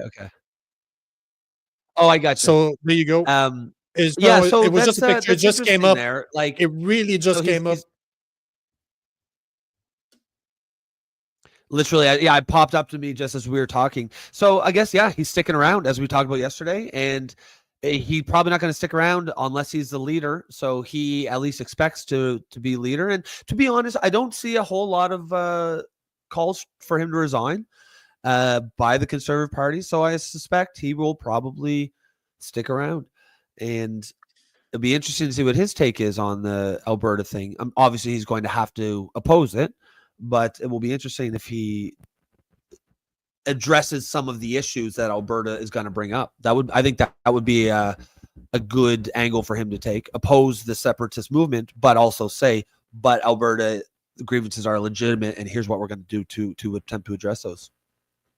Yeah, but he doesn't have any power. So as much as he can talk about it, he has zero power. There's nothing much he can do except talk about it. That's all he can do. Unfortunately, there's nobody else that's going to back. Well, he's going to talk about, unfortunately. But I can tell you that just from, Canada Proud, the account on X and Instagram, they are extremely conservative supporters, like as in Conservative Party supporters. And you just read the messages and they're like, great news. That's what the people wanted. Another conservative fighting for the people of Canada. That's truly amazing and so supportive. So clearly that's what they want. And this is a massive account, right? If you want to get the beat, the pulse of conservative in Canada, go check We're Proud Canada. I follow them, not because I agree with them, but because if you want to feel the pulse, they're going to fucking tell you what the Conservative Party supporters are talking about. Conservative with a big C, not with a small c like me. Ken Herbs. Yep. Thank you very much, brother. Thanks for your donation, brother. That's 2 coffees. Much appreciated. His brother appreciates that. Thank you, Ken. That's like 3 coffees right there.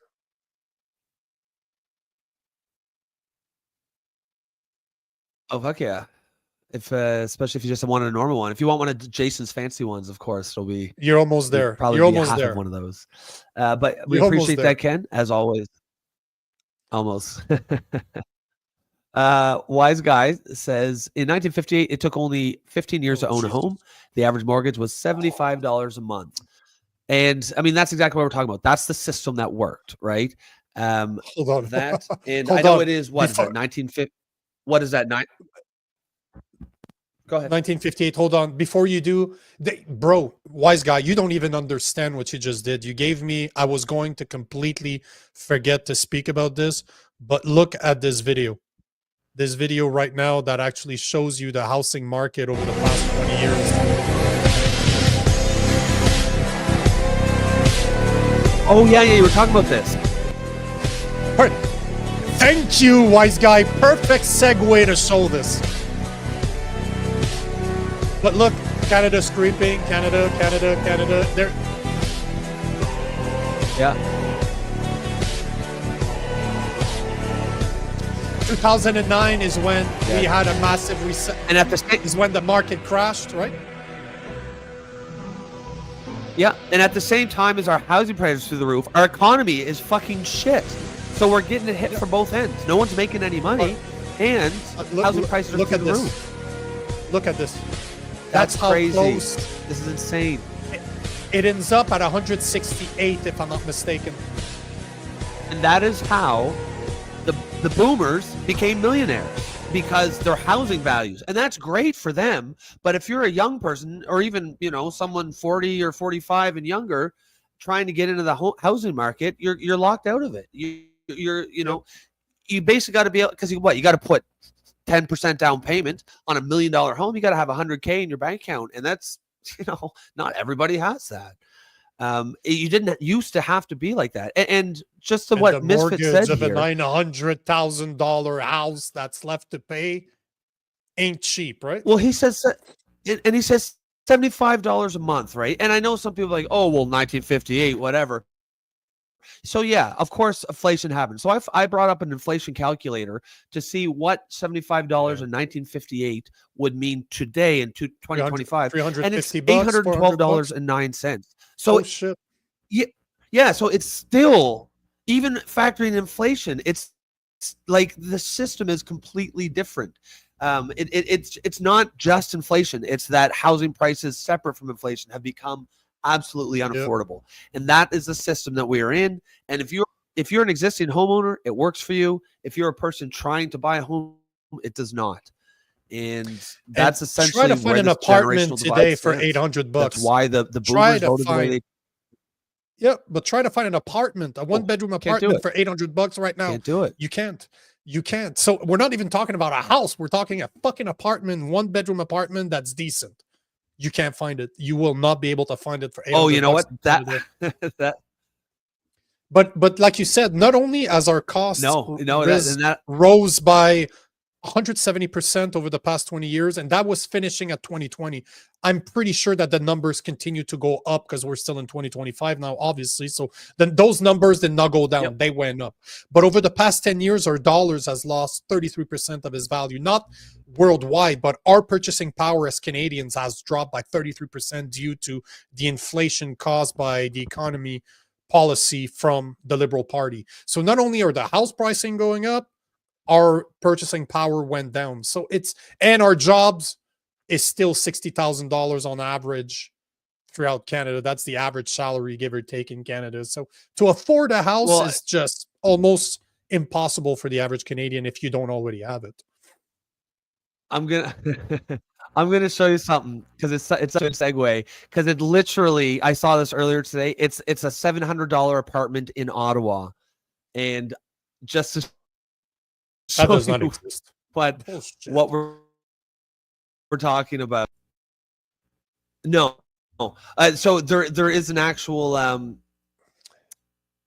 Hey man, you want to send it to me, because every single time you share something, that's exactly. So I just realized that. Yeah, just send it over. Your girlfriend's internet connection. I'm on my laptop. This one.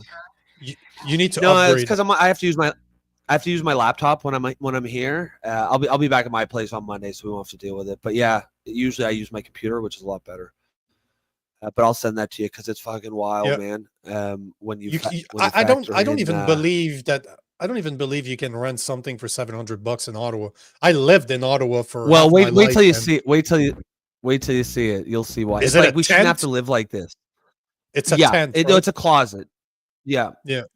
Well, it isn't a building, but it's basically, there's no way that in Canada we should have to live like this. The fact that this is the only thing that most people can afford if you want to live in a city.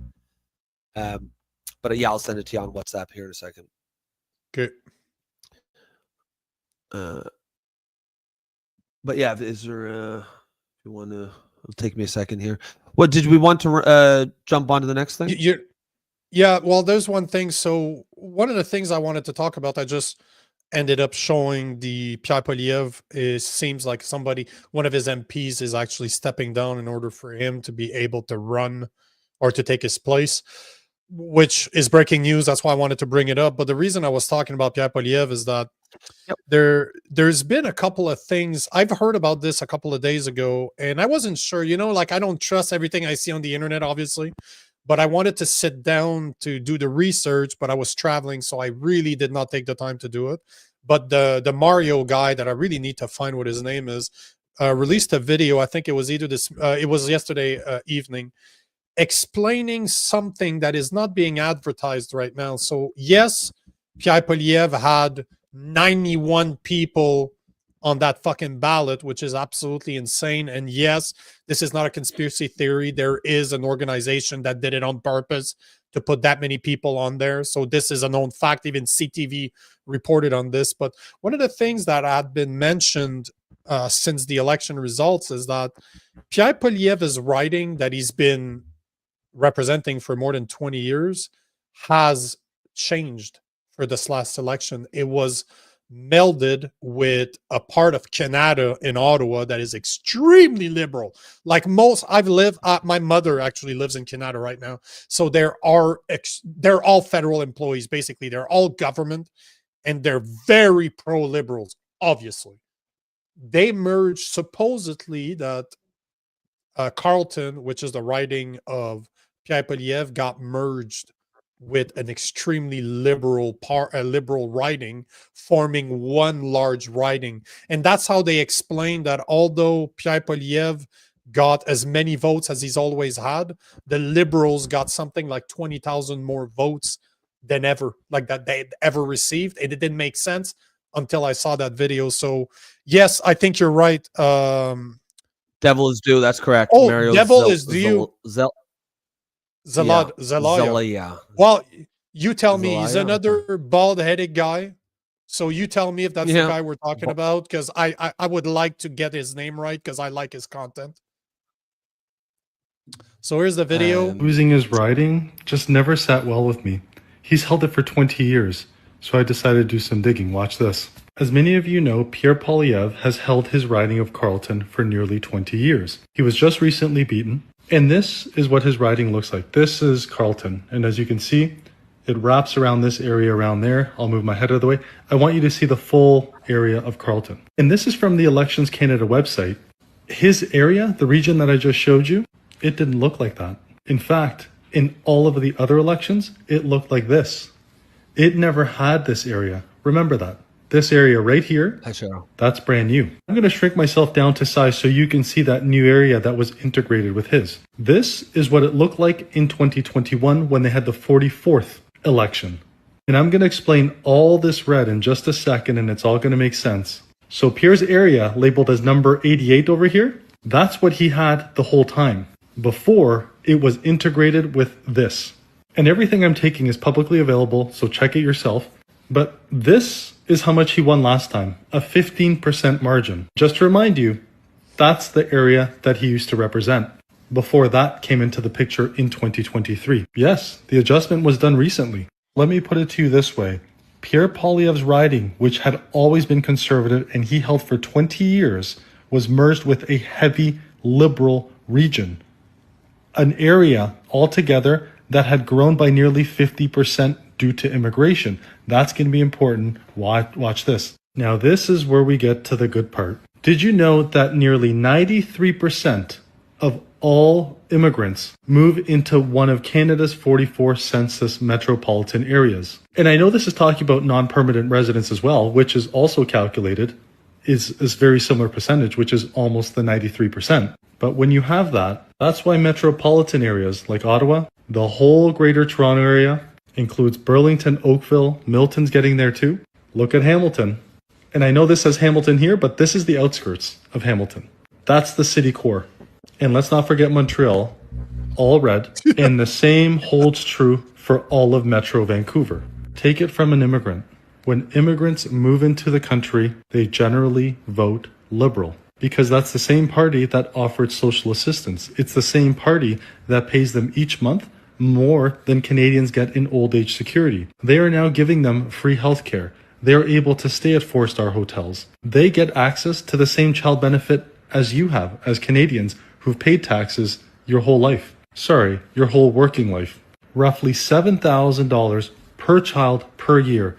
Child of 3 gives you over $21,000 depending on their age. It might even be more.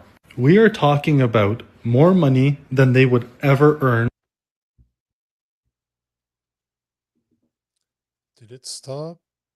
Oh, that's Pierre losing his riding just never sat well with me. No, that was the end. That was the end. Clearly, he cut the end of his video. Okay. But basically, what he's saying is that not only got it. Yeah, no, it is. It's done. But either way, the point I wanted to make is that he joined because I heard about this. I just did not have the time to do the research. I trust this guy though. I trust Mario. His content, as much as I don't agree always with him, his research is solid. I trust his research, and this is fucked up. I don't know how that's acceptable that you did that to. So not only did you add 85 new candidate to the polls down there, you're actually merging his writing that is a conservative writing with an extremely liberal one that is filled with immigrants. Like, how is that fair? How is that acceptable? Why did that does not? This is not right. Why? I don't know. No, it isn't. Why did he not speak up? Like, it's. I mean, some people say, "Oh, well, what? Nothing he can do." Well, like, if that's the case, then why would anyone speak up about anything ever? Like, sometimes it's just if something's not right, if there's something to be done that's wrong, you speak up, even if nothing can be done. Like that's. I don't understand that. And this is a good comment here by Bumpy. Oh, sorry. Yeah. No, that's okay. I just wanted Cheryl. Hey, Cheryl. Hello. No, but you're reading my mind. This is who I wanted to see this one Cheryl, because Cheryl's been a long time. Yep. But I wanted to get to this video. This is to this comment because this one. Yeah. Bumpy says, yeah. Sorry, go ahead. Oh no, you can take it. You take it. Oh yeah, I'll read this one from Bumpy here. He says Poilievre doesn't need excuses made for him. I worked on a local CPC campaign for over a decade in my riding. The CPC embraced Doug Ford style cronyism. Yeah, I think there's definitely is a lot of the way I see it, I do see a lot of excuses being made for Poilievre. But clearly, to me, it seems like most of the people in the Conservative Party still like him, and I guess that's their call. I kind of a little baffling from seeing it, but they're willing to think that most of the reasons. I mean, don't get me wrong, this is bullshit. But what this is being done here. If I were Poilievre, I certainly would have been sounding the alarm because it's one thing to say, oh well, there's no point in complaining, but also if you're being railroaded, you got to speak up. Like if you're being fucked over, you got to say something. It seems, I don't know. I'll say maybe a little weak, a little too easygoing. I don't know. He just didn't want to ruffle feathers or something. I don't know. I don't like. Why do you think he didn't really bring this stuff up? There's no way for me to know why he didn't do it, but that's not. This is I don't know. I have no clue because I would be beating that drum if I was him. But I'm also I have more about. It's hard. I have a bit. But I have more of a backbone than Pierre Poilievre, so I don't know what he's doing. But Bumpy Johnson, your comment, and I get what you're saying, and believe me, I'm a real conservative. I'm not a capital C conservative. I'm a real Christian conservative. No party represents my values in Canada. That's number one, because I don't remember ever talking to you before. But by the way, Bumpy Johnson, fucking love that movie with Denzel Washington. I don't know if that's what you're referring, but that movie is fucking incredible. Now, to your point, I'm not making excuses for him because you know what? I don't like Pierre Poilievre. I wish he was a real conservative, but he ain't a real conservative. But the point is that if it's unfair, it's unfair because the only reason I'm always going to be we're always going to show what's right, what's not right. I don't care that it's liberal or conservative. If the liberals are right, I'll be the first one to say that what they're saying is true, and they're right to be doing this. Same thing for the conservatives. The reason why I wanted to show this is imagine that you did that. Imagine that the Conservative Party's in power, and that the leader of the Liberal Party gets his riding changed just before an election, and it gets merged with a very conservative riding. You know that the left would be all over this. CBC would be talking about it. CTV News would be talking about it. It would be the end of the world. But because it's happening to a and I'm air quoting here because I don't think Poilievre is a conservative, but to a conservative, it seems it's being brushed away. Nobody's talking about it because there's no equivalent of Fox News in Canada. There's not a mainstream media platform that covers the conservatives outside of a Rebel News or Juno News, and they cannot compete with the $1.4 billion machine that is CBC, right? They have a $2 billion budget every year between what they bring in and what the government gives them. We don't have that on the right. We don't have a Fox News that can compete with them. So we need to bring that shit up. We need to talk about it because this is bullshit. If this really happened, it's bullshit. It's not right. And you cannot believe that this wasn't done on purpose, considering that he's been winning it for 20 years and he's winning by a 15% margin. And the guy that won, the Liberal, is a first time running. He's a fucking nobody. So you're telling me that a nobody out of nowhere just shows up, is like, I'm going to run against the Conservative Party leader in his riding that he's been winning for 20 years. And nobody knows his name. Bullshit. Yeah. Like bullshit. So that's why I'm bringing it up. But keep in mind, I don't like Pierre Poilievre. I don't think. And then they added 9 conservative. It's at 20,000 a pop. Yep. Now to go back to what you're saying, because you did post another one. It doesn't pass the smell test, in my opinion. But is it unfair? Yes, it is. Is it legal? Yes, it is. That's the thing, right? We're not saying it's illegal. It's just a dirty fucking tactic that if the right had done that, if you inverse the rules and a conservative PM would have done that to a Liberal Party leader in his own riding and merged it with a conservative party, to a conservative riding to make sure that if they don't win or to vary influence. No, it's bullshit. Let's be fair here. This should not be acceptable. You want to rewrite it? Do it for the next election. Like, you knew what they were doing. Like, come on. I don't even need, who was it? Cheryl saying I should put my conspiracy theory on. I shouldn't put my hat on because this is not conspiracy theory. Those are fucking facts. Like, I don't need my hat for this. As much as I love wearing it, this is not a conspiracy theory. It's right there. The information is there. Yeah, and I think Bumpy, he says here, he definitely agrees on the discourse. If it was Liberal, CBC would be talking about exactly. And that's the point, right? It's more just about being fair. You know, if it was done to a Liberal, especially done to the Liberal leader, they'd be all over it. I think that's it's a good comment there, Bumpy. He says, my riding was and NDP I would bring it back up. Decades. The last Conservative candidate was 1984. One term. All I was going to say is if it was a Liberal Party, if somebody on the Liberal side would have had that done to them and they would have lost their riding because of it, I would have complained about it too. So the fact that it's a conservative that it happened to doesn't mean that's why I'm talking about it. It's just, this is what we're seeing. If somebody would have done that to a Liberal MP and they would have lost their riding probably because of that, I'd be complaining about it because it's bullshit. I don't like dirty tactics. It's fucking bullshit. You want to win? Do it properly. Try to be honest. This is just dirty tactics and fucking pisses me off that they're able to do that. It just bothers me. That's not right. Well, and then when you look at the 91 names on the ballot too, like in addition to that, it's impossible not to take away from it that there's definitely some dirty tactics going on, and if it were Liberals, they'd be freaking out. So I mean, all we're saying is be consistent. We agree, brother. Yeah.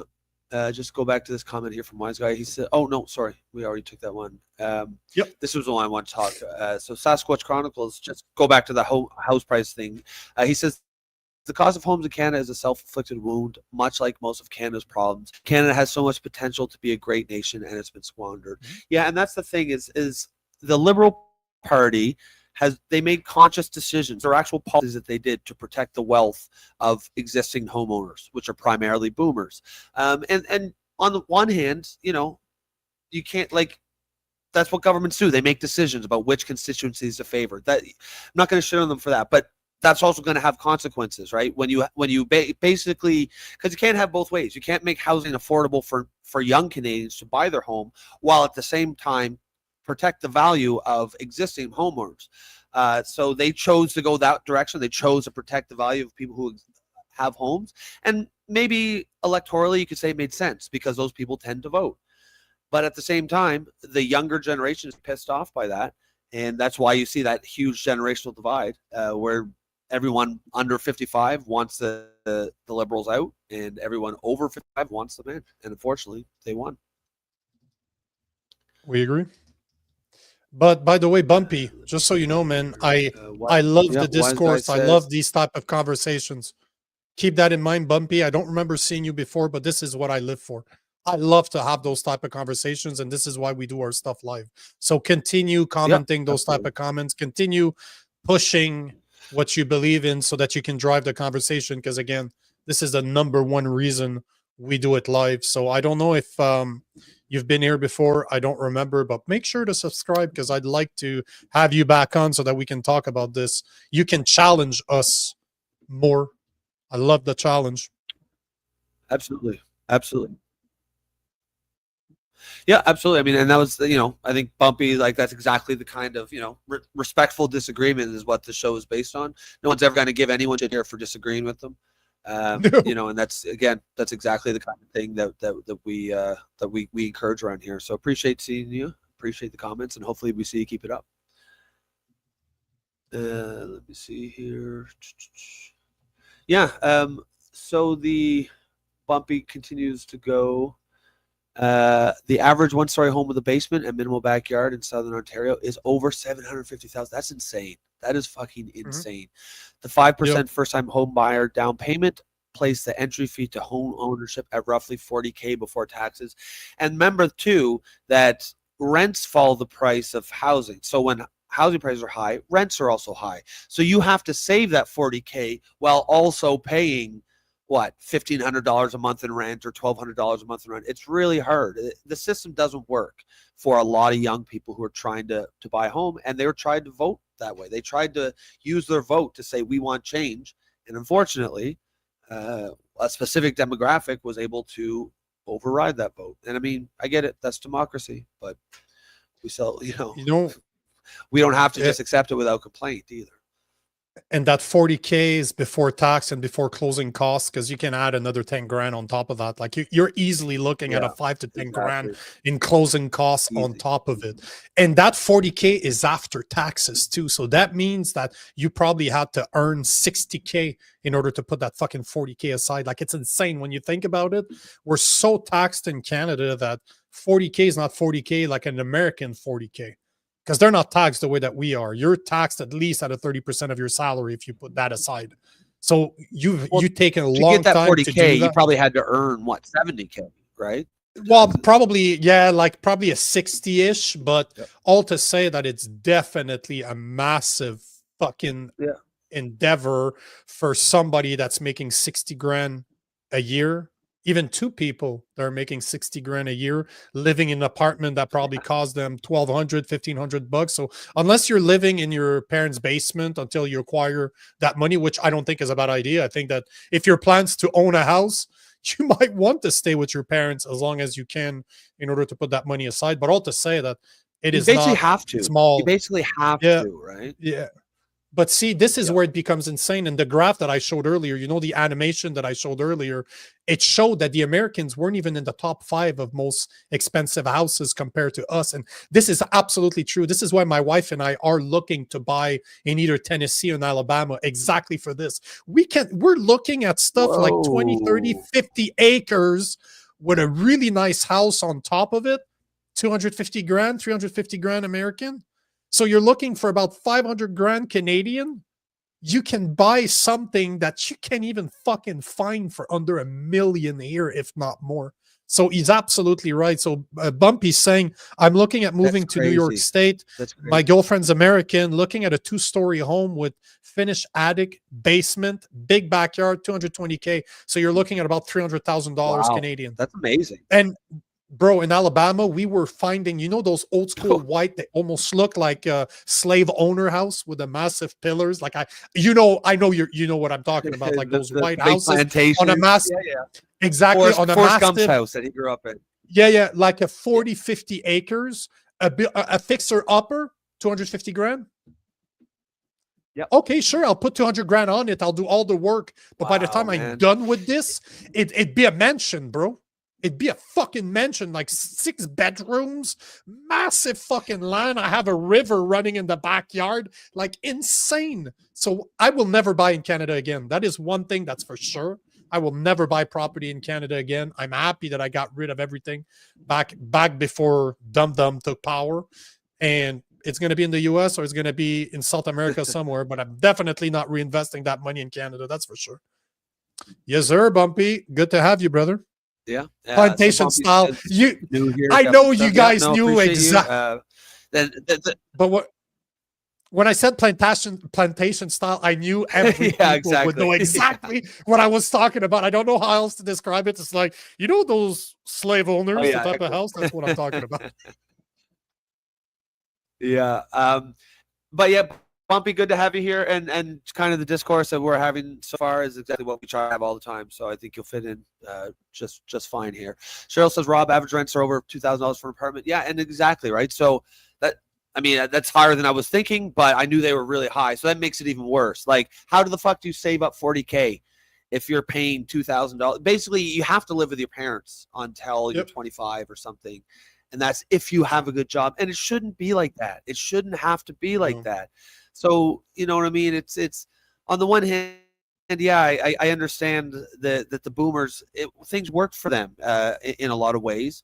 But I do think in some ways they're not really understanding that the times have changed. You hear a lot of we'll just go do what we did, go buy a house. Well, that's great.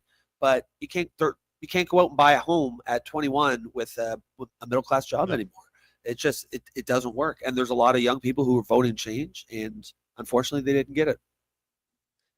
I would say even more than that. The only thing that I'm realizing from this that might be a good thing, is I now understand why generational housing has been popular for thousands of years until until the last 100 years, at least in North America, right? So I'm starting to see values with that.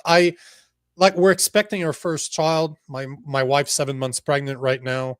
I see no issues with me living with my in-laws, eventually buying a house together instead of having 2 separate houses, to just buy a house that can accommodate them, that can accommodate our family, that can accommodate others. Like, I'd rather have a multi-generational house, because who's better to take care of my kids when I'm not around than their grandparents, right? So maybe what's happening right now can bring us back to a place where we spend more time, because out of necessity, we need to stay with our parents, our in-laws, or whatever case might be. Maybe it brings us back to a time where families put forward, because we don't have as much spending money to just throw out there. So we get to spend more time at home with our families. So I like to see the good in every bad situations. And maybe that's because that's what I'm realizing. I had never considered it before, because as an engineer, I was making multiple $100,000 a year and I was living alone. I did not have any dependencies. I didn't have to worry about this. But the average person is not like that. And now that I got that my job got canceled because of the whoop whoop, I start to see the way what people are actually facing, and I'm like, maybe that's the path forward. Live with your parents, live with your in-laws, multi-generational house. I don't think there should be a taboo about it anymore, especially who is better to raise your children when your parents, right? I definitely agree with that. I think I think one of the really sort of sides of modernity and technology, certainly, this is a much bigger topic, but there's also some specific ideologies, some, postmodernist schools of thought. And it seems like what they've really done is really devalue the specifically the nuclear family, but just the idea of, family bonds and community bonds, this whole sort of, and I think if this brings that back a little bit, maybe that is a silver lining, because I think we've lost something as humans. I don't think it's a coincidence that depression rates and anxiety rates in the West are sky high. And the West is the one place in the world where, family bonds have been weakened severely over the last 50, 100 years. You look at some of these, go to a rural village in Africa, and maybe they don't have all the things and stuff that we have in the West, but as long as they have their basic needs met, where they've got much more strong family bonds and community bonds, they're probably happier. This is the silver lining for me, at least. That way for, that's the norm, living with. Yeah, I agree. Your connection is really choppy right now, bro. As humans, it's only the last 100, 150 years that we started to loosen those. Your connection is really choppy.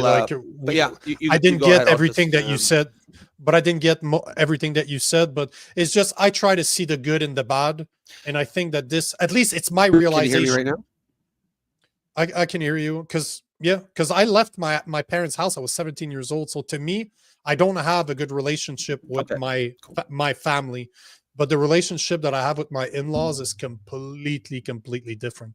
Like they're such accepting people, even though I have ideas that don't necessarily align with theirs. It's just beautiful to see, and it's showing me that there's a different way of living than what we've been sold to live alone, do your own thing, and not like see your parents every now and then, and that's the end of it. When we have this, might be the opportunity to just bring back, like, step back, go back to those family values where you spend time with them, you enjoy your family more. And again, I'm going to be a new parent. Who better to help me raise my children than their grandparents that care for them as much as I do?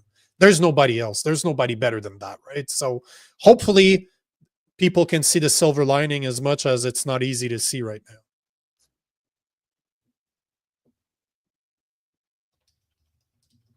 Yeah, no, that's a great point. And, me and you are the same age. And I would say most people our age probably grew up with that same, there was a taboo against it. And, you had to be out of the house at 18, 19, and you had to be independent. And yeah, there's something to be said for independence, of course. But I think we've also lost something along the way. And I agree. I'm kind of, at my age now starting to realize, oh shit, yeah, there is value to that kind of stuff, to that. And if this does push us back to that, then perhaps that's a good thing, because the way we're living now, that's not the norm, right? That's one of the last 100 years.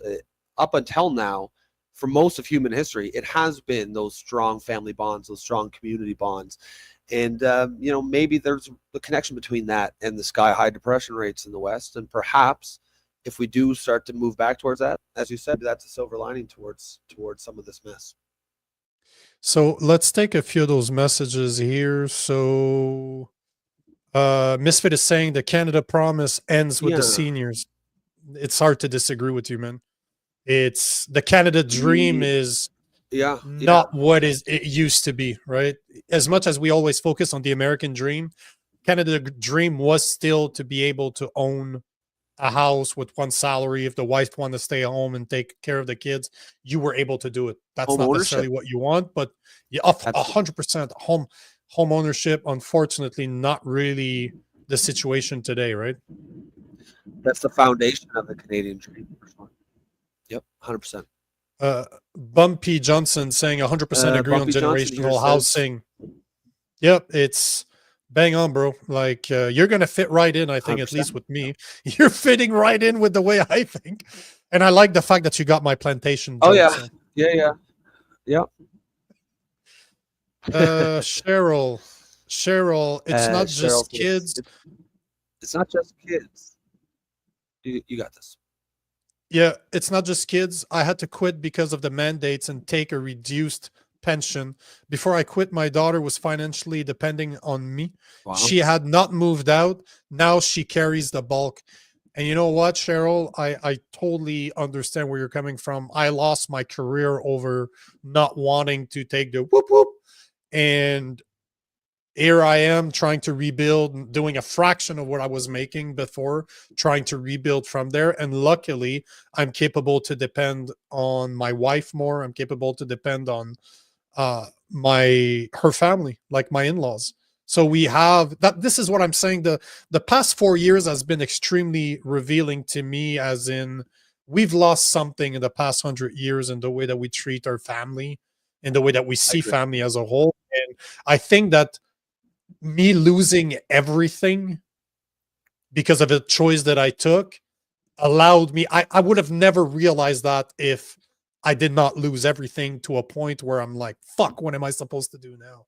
And now those are the relationship I cherish the most. So it's very, very interesting. So good for you for doing what you did for your daughter, and good for your daughter to do the same. This is how family's supposed to be, if you ask me. So why make it taboo when families should stick together? What do you think?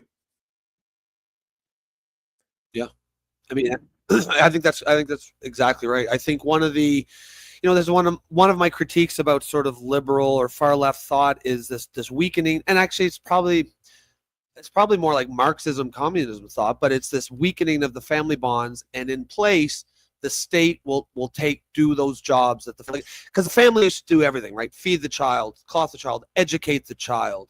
Now the state has taken over some of that role, and I think it's time for us to start pushing back on some of those things, because next thing you know, we don't want to wake up to a society where the state has all powers over our families and our kids, and we have none.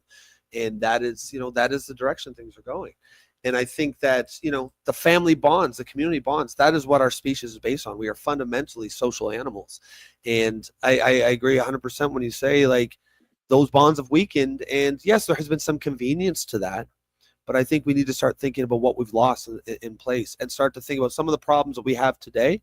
How much of those problems are directly related to those decisions that we've made in the past? Man, communism is always about, first you disconnect the connection with God, you remove God and you replace it by big government. And then the second step is to destroy the family. It's always the second step of a communist agenda. And what has happened here since the 70s, we've had a disconnection of church and government. You can argue or disagree. You can argue if it's a good or a bad thing. That's not the point of my comment. But we still disconnected from God and replaced it by government. And nobody can say that the family has not been broken down ever since the 70s. That's both for Canada and the US. I don't think anybody in their right mind can even say that I'm incorrect. Like, this is not a partisan, it's not a conservative versus a liberal thing. This is just a fact that the families is not what it used to be.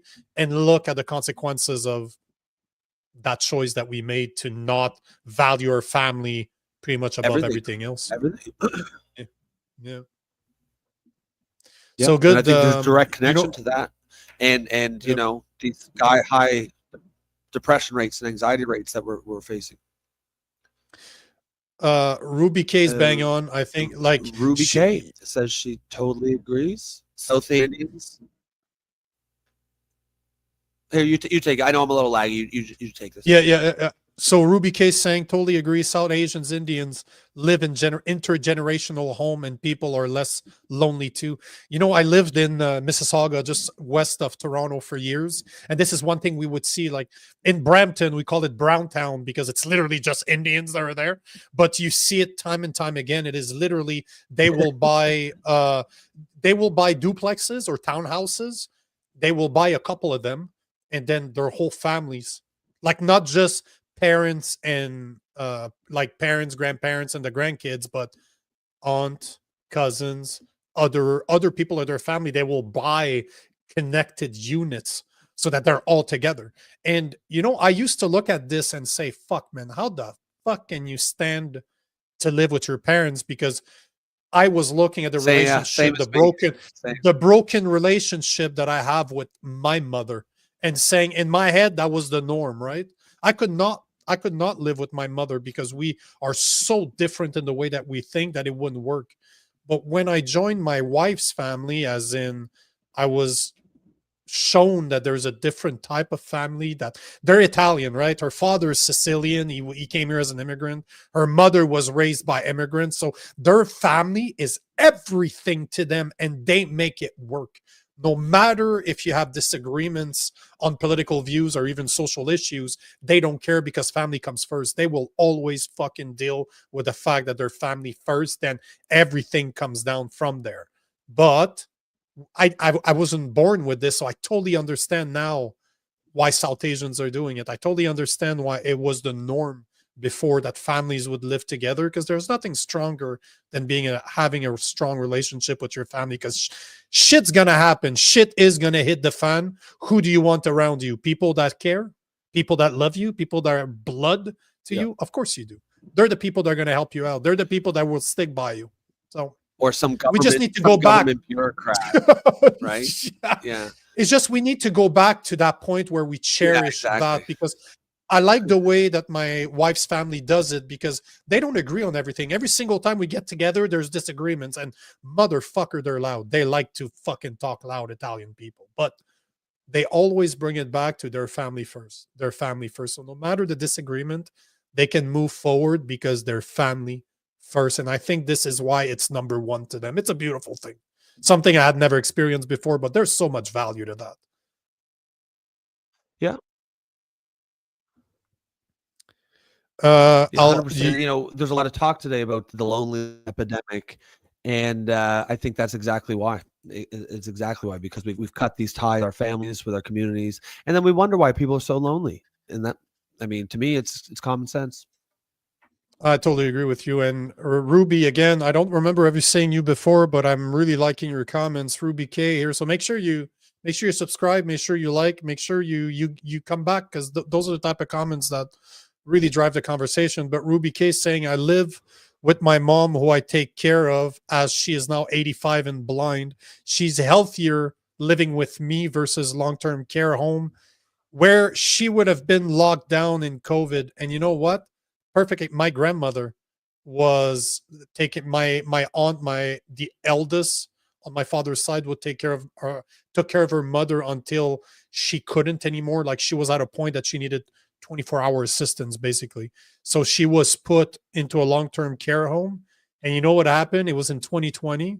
She got locked down and she fucking died alone at the hospital, because supposedly that she had COVID. So I went to visit her, but it was fucked up, because families are so disconnected that they were more scared of catching it than spending time with their dying mother, which blows my fucking mind. It was only my aunt, the eldest, and myself that went to see her in hospital to make sure that she at least got to see some of her families. But how fucked up is that? But my story is nothing. It is just one of fucking many out there where our elders died alone. And you did the right thing, Ruby. Like, this is something your mother will always be grateful for. I'm 100% sure. I can talk for her for that. Oops, sorry. Yep, absolutely. Ruby says, I live with my mom. No, we just took that one there. But yeah, I'll echo what Nico said. I think that's kudos to you for doing the right thing there. Cheryl says, totally agree, Rob. Families are weakened in the West, and that's, there's several reasons for that. Some of it's technology, but a lot of it's ideology. A lot of it is some of these sort of postmodernist movements that sort of fantasize or fetishize the self to the exclusion, or really they fetishize the state, and that comes at the expense of the family. Specifically the nuclear family. And I think, a lot of the problems we're dealing with today is direct result of that. Ruby says, community is immunity for health in all aspects, mentally, financially. Yeah, exactly. Right. Like, family is the ultimate social safety net. That is, those are the people that's going to catch you when you fall. And that's why it's so dangerous to loosen the family bonds the way that we have in the West. It isn't. I don't believe it's good for the self. I don't believe it's good for society. I don't believe it's good for the soul. I don't believe it's good for anything. And and I do see a movement back towards that, and hopefully it picks up steam, because I think that's what's needed here in the West. Misfit says, there's 3 generations in my household. Yeah, I mean, that's like you said, Nico. When I was younger, I thought that would have been a nightmare. Like, holy fuck, yep. How can they stand to live like that? And now I see things a bit differently. I see the value in it. I see, you know, not just for raising kids, but definitely for raising kids, but also just, you know, that sense of meaning and purpose that all humans need. What is life? What is the meaning of it without family? You know, Brother, I agree, man. Cheryl says, I hear you, Nico. I'm very grateful I live with my daughter. I made my choice because I had cancer diagnosis and knew I couldn't get it.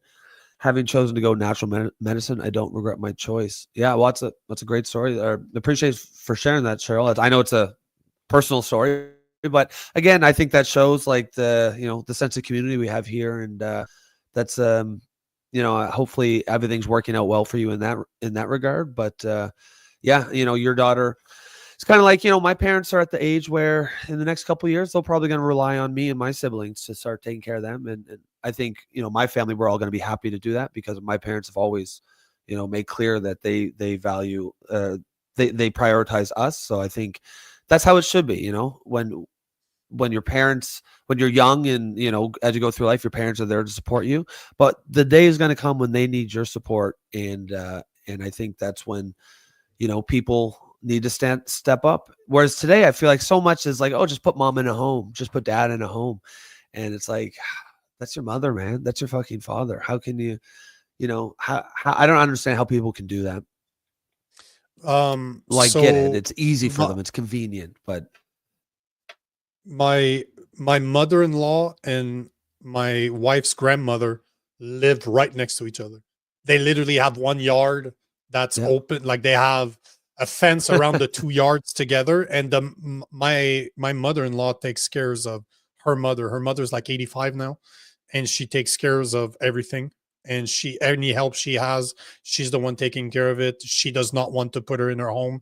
So it's really, and you know, let's not lie to each other. It's not easy when you become older, right? You require a lot of care, but it doesn't matter. She's still there. She works her full-time job and she takes care of her mother anytime her mother needs anything. So this is what happens when you value family above everything else, above your time, above your personal health.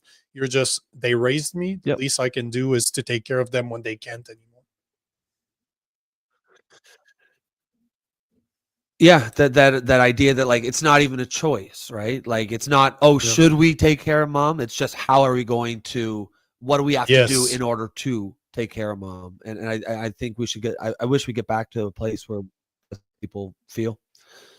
Agreed. And Nick says, at this point, it's going back to the house, the housing discussion. She says at this point, a down payment is only available through inheritance. Speaking of parents, Bumpy Johnson agrees 100%. And you're right. How, again, as we were talking about, you know, rents of $2,000 if you're mid-20s, how the fuck are you supposed to afford to? How can you save up $40,000 down payment for that? You can't. Misfit's got a question for you, Nico. What are your thoughts on a new political party being started, a more right-leaning party? Would it be beneficial to Canada as a whole to have a more right-leaning party? Do you mean sort of between the PPC and the Conservatives?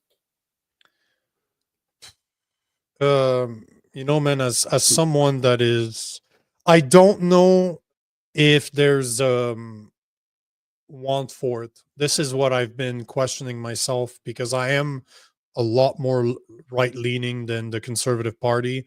I'm closer to a Maxime Bernier's policies, but I'm still more conservative than Maxime Bernier. He's more of a libertarian. I'm a Christian first and foremost, so that's where my morals and my value system comes from.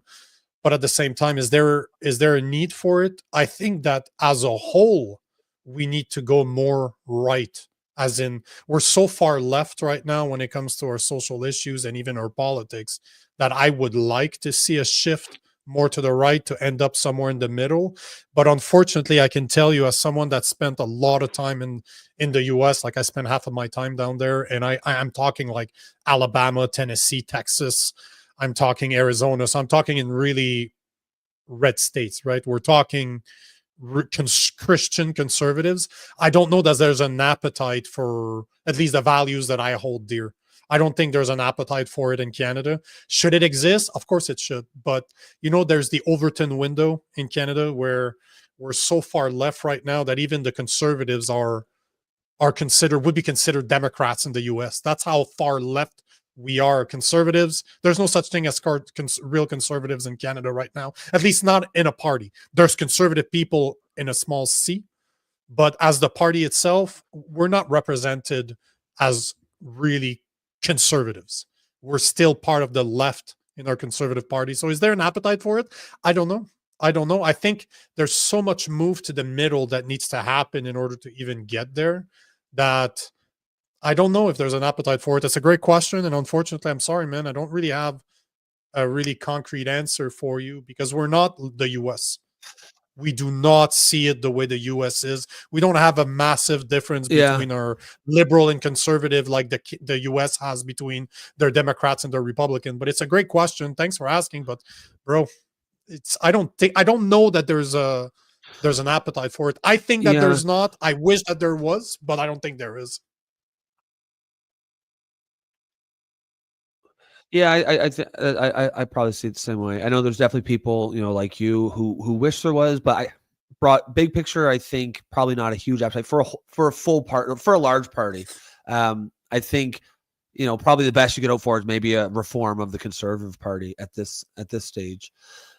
Sophie says, my mom is in a home. Everyone's circumstance is different. I'm her only lifeline. I took her in for months during the COVID insanity. Now we 24/7. Yeah, and to be clear, I understand everyone's got, as you say, everyone's circumstance is different. Sometimes there simply is no option, and that wasn't necessarily what I was referring to. It was just more so the general vibe of a lot of people. I feel, I'm sure like in your situation where there's no option, but I'm sure like if there was another option, you probably would prefer not to put her on. Whereas I think a lot of people, it's just a first option. They don't even think twice about it. And that's sort of what I'm saying. I kind of wish we got away from. But yes, of course, there are some people where, especially if you're the only person, it's just not feasible whatsoever. And so, of course, I would never judge anyone for if their situations demanded that was their only option, of course. So to be clear, that wasn't what I was certainly not judging anybody. But I think Sylvie's here enough to know that we weren't judging her. There's different. I was talking about my perspective, the way I see it now, and the way I'm seeing it through the lens of my wife's family. They're just very different from what I'm being used to, from what I've grown up knowing. But again, everybody's circumstances are different. You're absolutely right, Sylvie. And I don't think you're doing it from a perspective that it's a choice. Yeah, no judgment here. But sometimes it's not a choice, right? Sometimes you have certain circumstances, it's not possible. And the best thing for her is to be in a home. Oh, I know you're not judging us. Like I'm seeing, I know you enough to know that it wasn't a judgment at all. We always appreciate your comments. It's just one of those things that for the people that are out there that might not know who Clown World, aka Sylvie is, she is we're able to have those conversations. So and again, this is why I like this show. Regular for sure. Yeah. But see, just to go back, I'll just take that one from Misfit, because in respect, so Misfit is saying in respect to how you say our parties currently all lean left. This is my point. Like they were accusing Poilievre to be like Trump and to be like Trump, and then they were saying that Maxime Bernier was a far right leaning guy. And I'm sitting there, I'm like, guys, I'm more conservative than Maxime Bernier, and I'm not even in the Republican camp yet. There's people way more right than me, and they're not even far right. We're just so far left that everything right of left is considered extreme. This is where we sit. So I don't know. I wish there was an appetite for it. There probably is an appetite to a certain extent, that a lot of the people that voted conservative because they didn't want the Liberal Party to be in. And I would imagine that in Alberta, it would probably fly. Such a party would probably work in Alberta because they're more Christian than the rest of the country. But I don't know that there's such an appetite for it, because we're not. Take me, for example, I could represent a party like that. Like I would represent a party that is more conservative based on Christian values. Is there really an appetite for that in Canada? You tell me, right? I don't think so. Would I still do it? Of course I would. But at the same time, I don't know that the appetite is there. If Maxime Bernier is far right, god damn, there's not even a word for me. I'm like a crazy fucking I don't even know where the fuck I stand as per a liberal in Canada if they really heard my real opinions as per how right I would go. So, well, it's wild, man. Some of the reporting I'm seeing from the mainstream media, like stuff like we barely averted a far right government, and stuff like that. You know what I mean? Like here's how Carney can avoid that in the future. Some just nonsense. And it's like what? Poilievre? Far right? There was nothing far right whatsoever about any of his policies, and it seems like there's a lot of people on the right who think he was way too far left. But certainly the argument of far right, there's absolutely nothing to back that up whatsoever. But they all just take it as fact. They just run with it and they report it, and it's just utterly ridiculous. Cheryl says, hold on, Nico, go back up because right. Go back up because just for the Misfit one, just Misfit is saying that I have a friend in Texas. Oh yes, I have friends in Texas wanted me to move down there. You know, I stayed 6 months, a bit more in Texas. I like Texas. I really liked it. So if you like guns, if you like freedom, if you like everything is bigger in Texas though, just so you know, the people, the stores, the streets, the trucks, everything's bigger in fucking Texas, and that's not a joke. Like I've seen flags, US flags that are bigger than fucking houses. So just saying, yes, if you can, I would, man. I liked it. We were in Austin. We spent time right across the border from Mexico too. Spent a lot of time in Arizona. Loved it. I like the South, bro. I like the weather and I like guns. So I like the South. I really like the South. And I like cowboys. As much as I'm not one, I like cowboys. And if you like meat, there's a lot of fucking ranch down in Texas. There's a good reason why Longhorns is their main thing, because they're fucking everywhere. You're just driving around, you see those massive fucking animals with spears on their head that could literally pile bodies on them. It's very impressive if you're not used to it, but you should, man. It's a nice place. I like it. I liked it. I've never been to Texas. I'd like to go. Cheryl doesn't. She says, Nico, I don't consider Max far right. Yeah, I mean, honestly, I don't either. The media certainly does, but we had him here on the show. To me, he sounded pretty. Certainly didn't sound wild or far right extremist in any way. No. Bumpy Johnson says the next conservative leader will likely be even less conservative, like Jason Kenney or Doug Ford. I think the NDP might try to get Wab Kinau. Yeah, I don't know what the NDP's what they're going to do, but to me, honestly, I thought for sure Poilievre was going to leave, and there was going to be a leadership race, but it appears like he's going to stick around for a while at least. So, I mean, I guess it's an interesting discussion. Doug Ford seems to think he's going to be the next conservative leader. I think that's why he's acting the way that he is. But based on what we see, certainly from the comments in here, I don't think there's a whole lot of appetite for him. I think you're pretty much bang on, but I wanted to take this one from Bumpy too. He's saying, is there anyone in the CPC that Nico sees as a standout? Maybe Leslyn Lewis. I would have to research it because I'm not sure. There's so many MPs with different views that might have not been exposed up to now because Pierre Poilievre took all the space, right? He was running for PM after all, so it makes sense that it's his voice that you were hearing the most. But they probably are. There's probably MPs out of Alberta that I would align a lot more with than somebody from the East. I don't think there's a lot of really conservatives in the East, but there's probably what I call real conservatives in the West. But is that the appetite of the Conservative Party? Because at the end of the day, I see the conservative as progressives. They're not conservatives. They're progressive. They're just not as progressive as the liberals, but they're not that much difference between the two. Is there even an appetite within the Conservative Party to have somebody that's more conservative?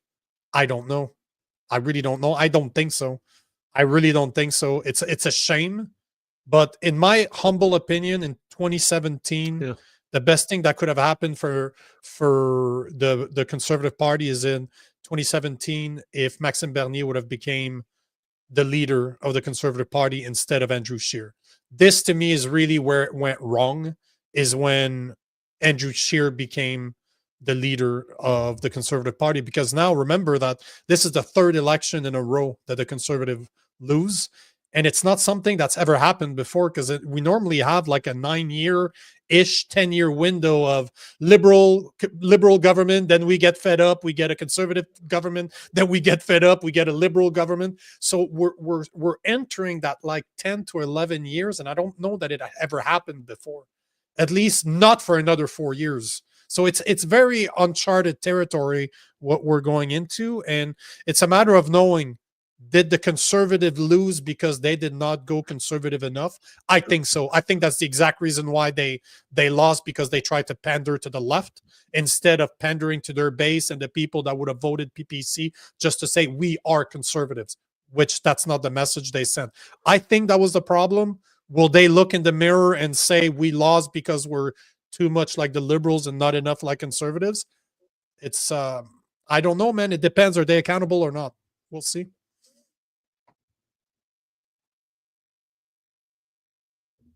Yep. Probably take the last 2 or 3, and then we'll call her a day. You think? Yeah, man. Oh yeah. It's 2:30. I'm having so much fun having those conversations that I didn't even look at the time. Yeah. Yeah. Well, sometimes, time flies when you're having fun, as they say. But yeah, these are great conversations for sure. Sylvie says Leslie Lewis was thrown under the bus by Poilievre after she met with who's C. Anderson? Fill me in here. I don't know that name. I'd have to look it up. I'm not sure. I know who that name is. Who that is? C. Anderson. Okay. I'll check it out. So yeah, okay. I suppose I can't. I'll just Google it here. But she said she never said a word, and went quietly back to her seat. Nick says Leslie Lewis did run for leadership, and she didn't get close. So I doubt the membership would choose a more conservative leader. So yeah, so this is all debate, all discussion about the conservative leadership. Bumpy says, I support Andrew Scheer because I saw Bernier as a libertarian. I agree with Nico, though. Had Bernier won that leadership campaign, it would have put the CPC in a better position today. Yeah, certainly they would have been more conservative. And if you think that was the main problem with this election, then I think they definitely would have been in a better position. Wise Guy says Donald Trump promises supporters they would never need to vote in another presidential election ever again several times. He wants the North American Union, and that's what all this is about. Maybe. I mean, if there's a North American Union, there'd still have to be a leader, though, and there would still have to be elections. But yeah, I mean, I think you've brought up this idea several times. I actually like the idea of it. I think it's interesting. I think, and especially if Alberta separates and Canada's just a shambles, I think it gets even more interesting.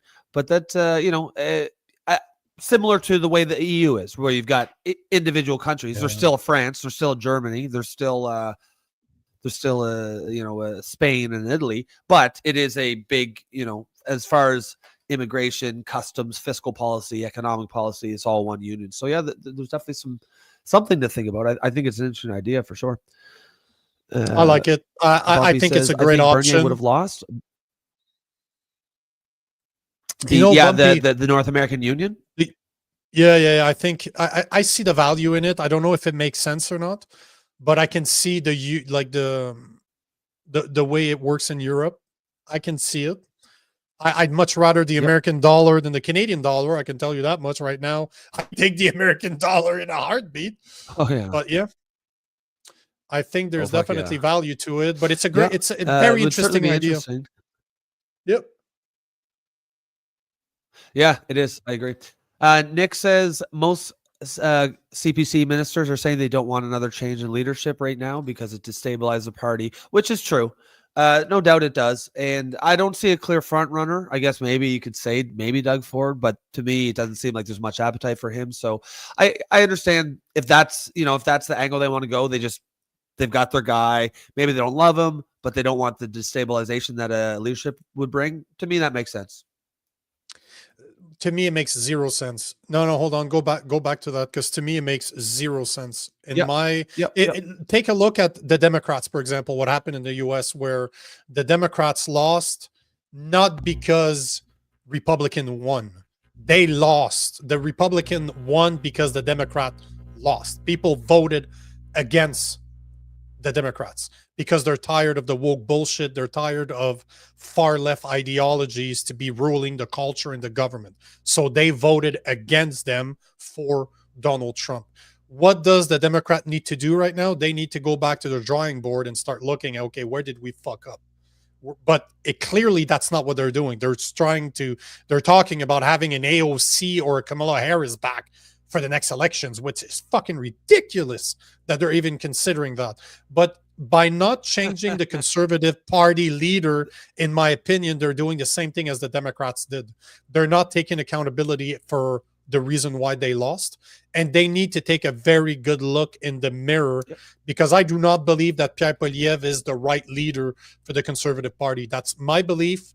No ding against him, but I don't see him as a strong leader, and I know that a lot of conservatives like me, small c conservatives, see the same thing in Pierre Poilievre. They don't see him as the leader that they want because he's not a real conservative. So I think that if the Conservative Party goes down the same lane as the Democrats in the US, they're making a mistake. And what's a better time? Their party is already in shambles right now. So you might as well continue to destabilize it, because they have 4 years to deal with right now. They're not going to have a vote of non-confidence once the parliament reopens, because you know that the NDP is not in their favor, and neither is the Bloc Québécois. So you're already fucked. So you might as well do it right now, rip the fucking Band-Aid off and figure out how do you get better from here? Because at the end of the day, man, there's a problem with the Conservative. They need to figure out what it is, and I think it's leadership.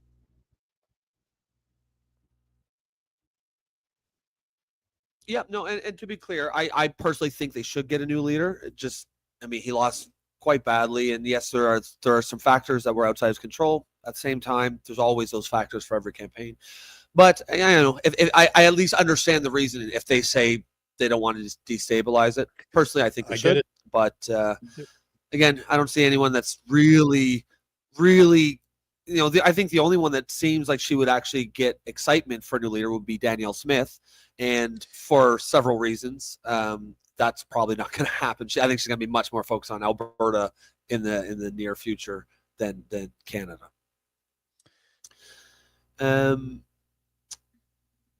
Yeah, I think. Shall we call it a day? We'll take these last. Yeah, I'll take this last one from Bumpy. Just Poilievre is the best leader since Harper. Sheeran O'Toole were trapped by Harper 2.0. What do you think about that, Nico? This is the thing, right? If I would need to take a look at every single MP. Oh, yeah, no, sorry. I guess I was misreading the question. But but he's right. I agree with him. I agree with Bumpy that now, I don't know that there's a better option. The best since Harper, which means that's the thing, right? I don't know that there's a best. Yeah, if you're comparing him to Sheeran O'Toole, yeah, I agree with that. But he's no Harper. Like, let's be honest here. Pierre Poilievre is no Harper. And I don't know that there's a better option than Pierre Poilievre within the Conservative Party. We would literally have to break it down for all the MPs and see what they stand for and take it from there. It's just, are they going to make it happen? I don't think so. I don't think that they have no intentions of replacing him, which I get it. Personally, I think it's a mistake. But is there a better option than Pierre Poilievre? I don't know. I really don't know. We'd have to go to look at the list of MPs and take it from there. I don't know. Yep, hard to see it. But on that note, yeah, I know sometimes we want to keep taking questions, but they keep appearing. I mean, we'll be here all day if we don't put an end to it at some point. Guys, thank you so much for being here. It's been another great show. Ton of audience engagement, and as you know, the reason we do it live is exactly for that reason. The energy that you guys bring, the quality of the comments is what powers the show. It's what makes it fun, what makes it interesting, and it's just what makes it worth sort of watching is what you guys bring to the table. So we appreciate that. You could have been anywhere in the world today, and you chose to be here with us for the last couple hours, and we will always appreciate that. Guys, have an excellent weekend. Be safe. Have fun. We will get you on Monday, same time as always. 12 p.m. noon Eastern time, and we'll pick up where we left off. And that's it. Be safe. Have fun. We'll see you Monday. Peace out.